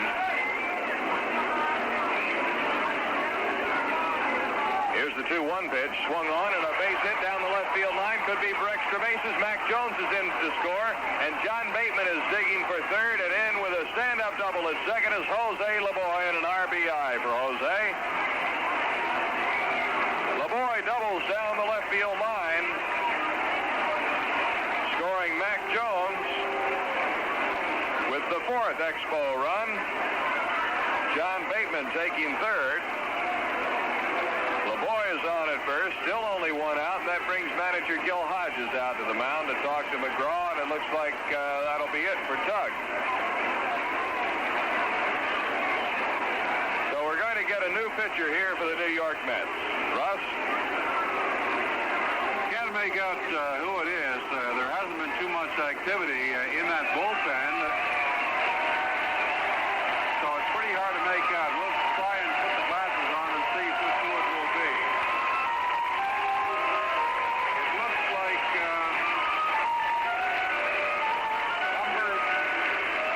number 30 for the Mets. Nolan Ryan coming in to pitch. He's getting the drive in from the bullpen. And he will replace Tug McGraw. McGraw weakened here in the 8th inning. He had allowed only 2 hits going into the top half of the 8th inning. And then Mac Jones led off with a single. He struck out Bob Bailey. Bateman got on with a single. And then Jose Lavoy hit that double down the line. And Gil Hodges decided that was all. So he's bringing in Nolan Ryan to pitch for the Mets here in the top half of the 8th inning. As the Expos have scored a run, they trail in this ball game by 4 runs, 8-4 for the Mets over the Expos. You know, Dave, you mentioned Pete Rose's name with Cincinnati, the fact that he'll be appearing here at Shea Stadium. The reminder flashed up on the board. Pete Rose will be in Montreal May the 9th. Cincinnati play the Expos May 9th, 10th, and 11th. So those are dates you can keep in mind if you're a Pete Rose fan. May 9th, 10th, and 11th. And you can get tickets, of course, for any Expos game by phoning the box office at 875-2300. And if you're calling in from out of town, the area code for Montreal is 514. That phone number again, 875-2300. Well, we'll be getting our first look at Nolan Ryan, kid with a blazing fastball, in just a few moments. Well, Nolan Ryan only relieved in 3 games last year. He started in 18 games, posted a 6-9 record with a 3.09 ERA. He's a fastball artist. Well, we're going to get Manny Mota into the game here. Manny Mota to come in and hit for Don Hahn. So Manny makes his first appearance of the 1969 season. Right-hand hitter, one of the fine hitters in baseball today, Manny Mota. So sort of a surprise, maybe it shouldn't be, but it is, to see Nolan Ryan come in here, but Hodges wants to get this one over with. Ryan's fast worker, throws hard. He's got great stuff. Fired a strike in there on Mota. 0-1. Manny Mota into the ball game for Don Hahn. So Hahn is through for the day. He went 1 for 3 at the plate. Got a base hit in the second, drove in 2 runs, called out on strikes in the fourth, went down swinging in the sixth. Right-hander Nolan Ryan.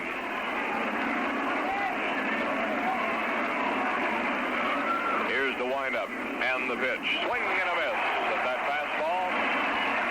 0-2 the count. Mota took a pretty good cut.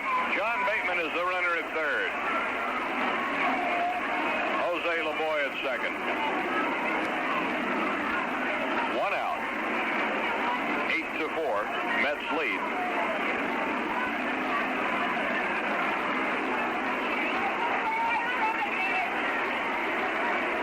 set a single-game Met strikeout record last year. His fastball is inside. 1 ball, 2 strikes. He struck out 14 against Cincinnati Reds on May 14th, and he struck out 10 or more in 4 of 18 starts.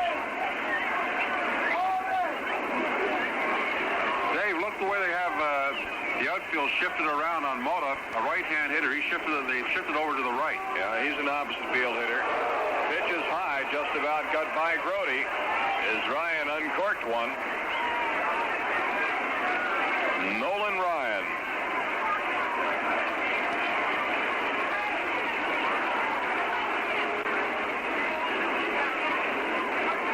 Runners at second and third with 1 out. Here in the top of the 8th, 1 run is in the inning. Jones scored on LeBoy's double. Here's the pitch. Swing and a miss at that fastball. So Nolan Ryan comes on and struck out Manny Mota. Coming into bat in the number 9 position is Floyd Wicker.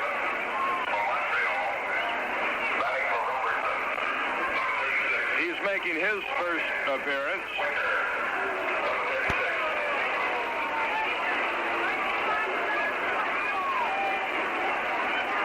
Pinch hitter Floyd Wicker.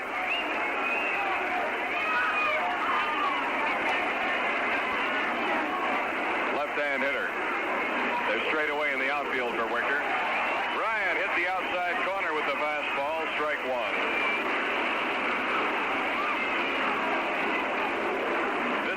Wicker's first at-bat in the major leagues. He was in 5 games with St. Louis last year. Swing and a miss, strike 2.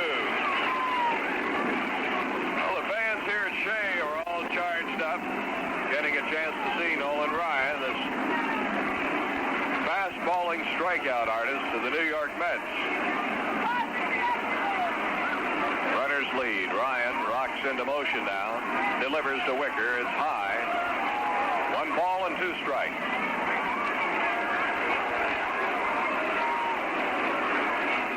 This series winds up tomorrow. We expect Larry Jaster to go against Gary Gentry. Righty and a lefty. Here's the pitch. Swing and a miss. Ryan comes on to strike out 2 and then the inning. Gets a nice ovation. 1 run, 3 hits. No errors and 2 left. The score after 7½. New York 8, Montreal 4. Well, we've got a new pitcher for the Expos, left fielder Dan McGinn. Dan worked in yesterday's ball game and managed to hit that home run over the right field fence, surprising everyone and himself. It was McGinn's first major league hit, and what a hit it was, a home run.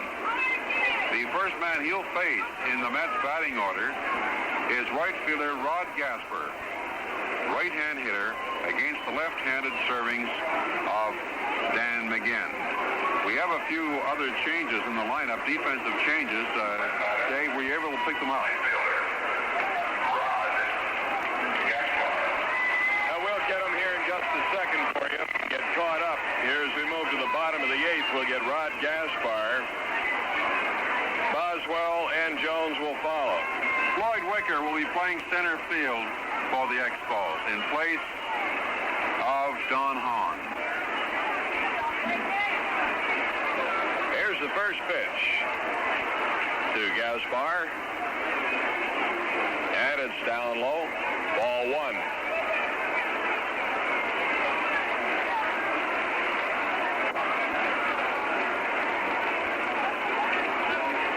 Offering. Low for a ball from Dan McGinn, who's come on now. This left-hander, 6 foot, 200 pounds.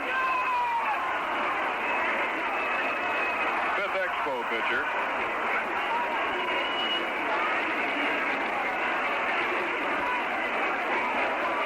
McGinn fires and misses again. So he gets behind on Gaspar, 3-0. Gaspar batting right hand now against the left-hander, McGinn. field, playing him straight. Low and inside. Ball 4. So Gaspar draws a walk here to start the 8th off for the Mets. That'll bring Ken Boswell to the plate.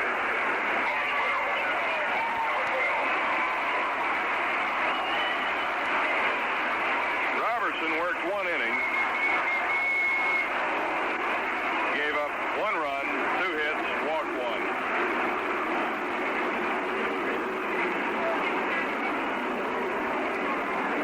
Boswell, left-hand hitter. Hit a home run in the 4th. Bunch out in front of the plate, picked up by McGinn. The play will be to first base. Covering was Gary Sutherland. McGinn had to wait just a fraction of a second for Sutherland to get over there, but had plenty of time to make the play as the runner, Gaspar, moves down to second.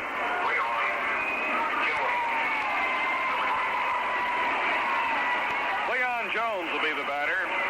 He's 1 for 3. Has driven in 2 runs today. With a base hit in the 1st, hit into a double play in the 2nd, flied out in the 4th, hit a sacrifice fly in the 6th. 1 out and a runner at second.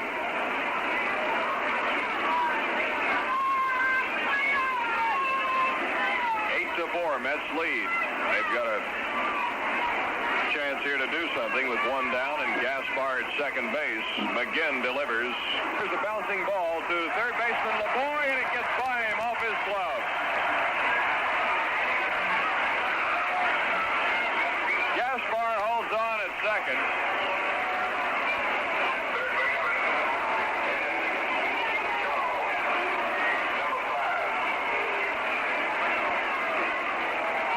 On at first on the error is Cleon Jones.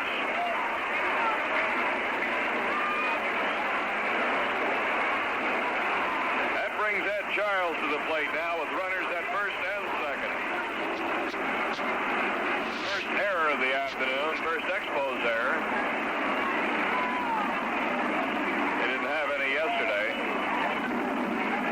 McGinn is low and inside with his first pitch to Jones, to Charles. Ball 1. Gaspar, the runner at second. Jones at first. The pitch to Charles, inside, down low, blocked by Bateman. 2 balls and no strikes.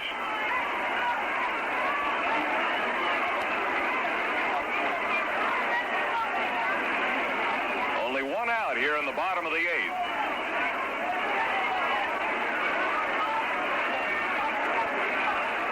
The stretch and the pitch. Swung on, loop foul over to the right side. We get a new ball put in play. That Philadelphia-Chicago game is almost over. Chicago leading the Phillies 11-2. The Phils are batting in the 9th. Bill Hands has gone all the way for Chicago. For Philadelphia, Wilson on the mound right now. The pitch, check swing, and a strike called on Ed Charles. 2 balls and 2 strikes.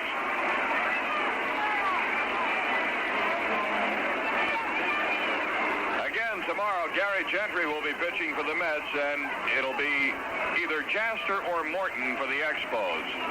Here's the pitch. And a throw to third base as the runner goes. He's safe. Gaspar sliding in under the throw from John Bateman, and Bateman walking up toward third base. I guess didn't think a great deal of that. John thought he had his man as Gaspar stole third.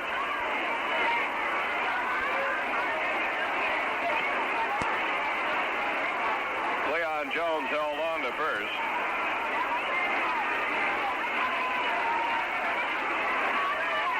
Well, let's see. For the Mets, that'd be... There's a throw down to second as Jones broke for the plate. The ball got away from Sutherland. The run scores, and they have Jones caught down in a rundown. Wills to Bailey to Sutherland, and he's tagged for the out. Run scores. Gaspar scores run number 9.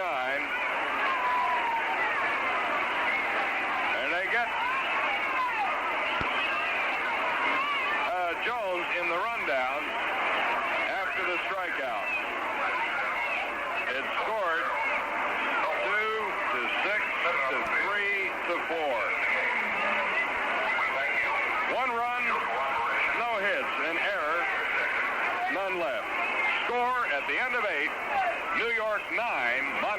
4.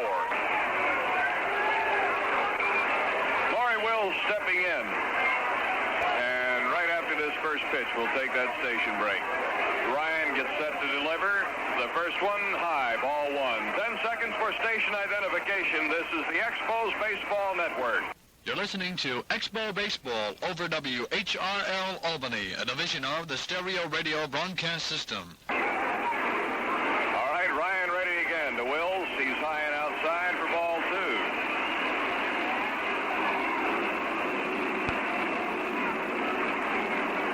2. 2 balls and no strikes. Ryan deals the fastball high again to Maury. Ball 3. Against Ryan, Wills again batting left hand. And there's ball 4. Maury Wills draws a walk, so now we'll get some action on the base paths maybe with Maury on at first, and the batter will be Gary Sutherland, and Rusty Staub steps into the on-deck circle.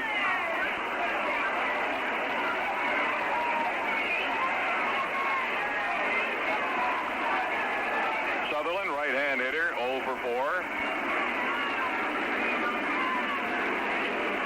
9-4, Mets lead the Expos. A look at Wills.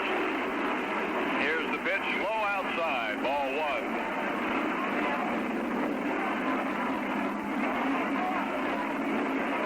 Well, fans have their eyes glued on Maury Wills. Here's Ryan's pitch to Sutherland. Swung on, a bounder, goes to second baseman, flips to second for 1, back to first, double play. Oswald to Harrelson to Cranepool. 2 down, and the batter, Rusty Staub.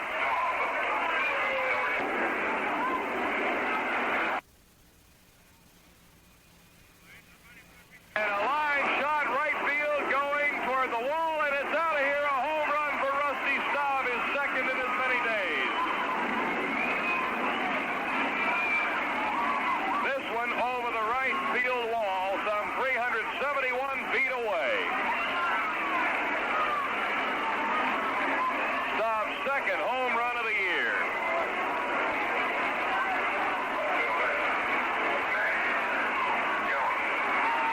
That makes it 9-5 and brings Mac Jones to the plate on Rusty Staub's home run, a shot over the right field wall.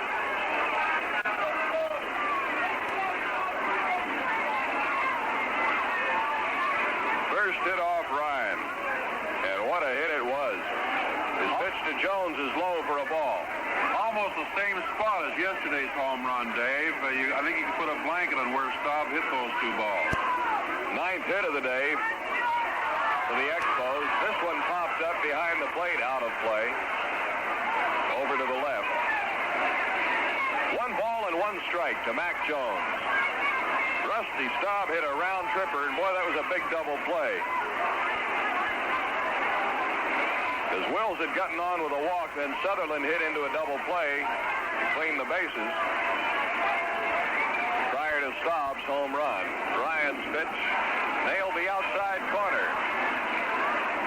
Mac talking that over with the plate umpire, Stan Landis. 1 ball and 2 strikes. Ryan delivers. Is low and inside. Ball 2. 2-2. Ryan is the 3rd Met pitcher we've seen this afternoon.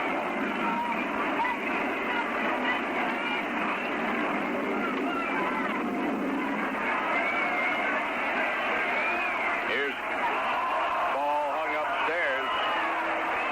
Ball 3. 3 balls and 2 strikes.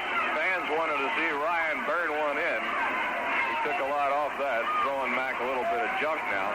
Now the fastball, high and inside, ball 4. So Jones is aboard, second walk given up by Ryan.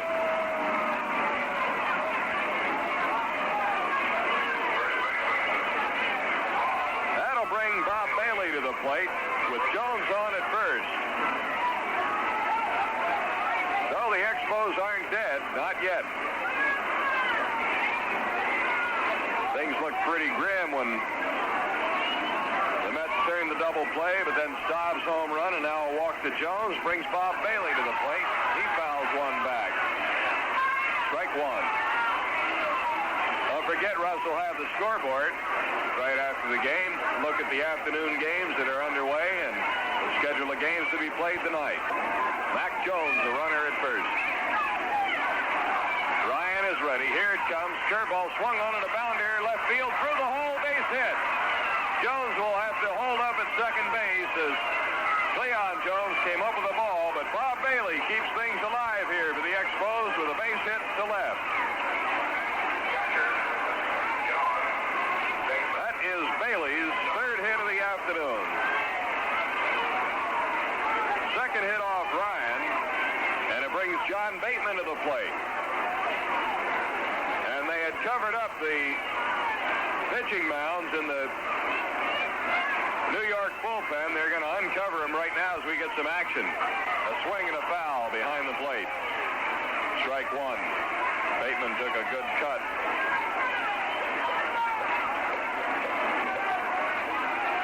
Nolan Ryan getting himself in a little trouble here with 2 outs in the ninth. Since he's had 2 outs, given up a home run, a walk, and a base hit. I wish we could have reversed the order. 9-5. Mets lead the Expos, and the Expos trying to get a ninth-inning rally going here. Pitch swung on, drive, center field. Going back for it is A.G. He's under it and has it for the final out of the ball game. Well, that's it. 1 run, 2 hits, no errors, and 2 left in the ninth inning for the Expos. The final score, the New York Mets 9, the Montreal Expos 5. We'll be back with a wrap-up in 1 minute. Hello, this is Lucille Ball. Remember all the cowboy movies you've seen where the good guys wore white hats and bad guys wore black? It was easy then to tell the villains and the heroes apart. But in real life, it's not so easy. Why, for example, do the cells or organs in one body work well while in another they cause serious problems? Why does one baby come into the world with a strong body and sound mind while another is born handicapped, a victim of birth defects? These vital questions are the focal point of the March of Dimes fight against birth defects. And these questions must be answered because 250,000 children in this country alone are born every year with birth defects. The March of Dimes programs of medical care, scientific research, and public education are hard at work. But your help is needed too, so please be generous. Give to the March of Dimes. And now back to Expo Baseball. Well, the Expos came up with a first yesterday, their first victory of the year in their first game. They came up with a first this afternoon, their first defeat, and of course, for the New York Mets, it was their first win. Here again, Dave Van Horn. All right, Russ, the totals on the game for the New York Mets, 9 runs, 12 hits, and no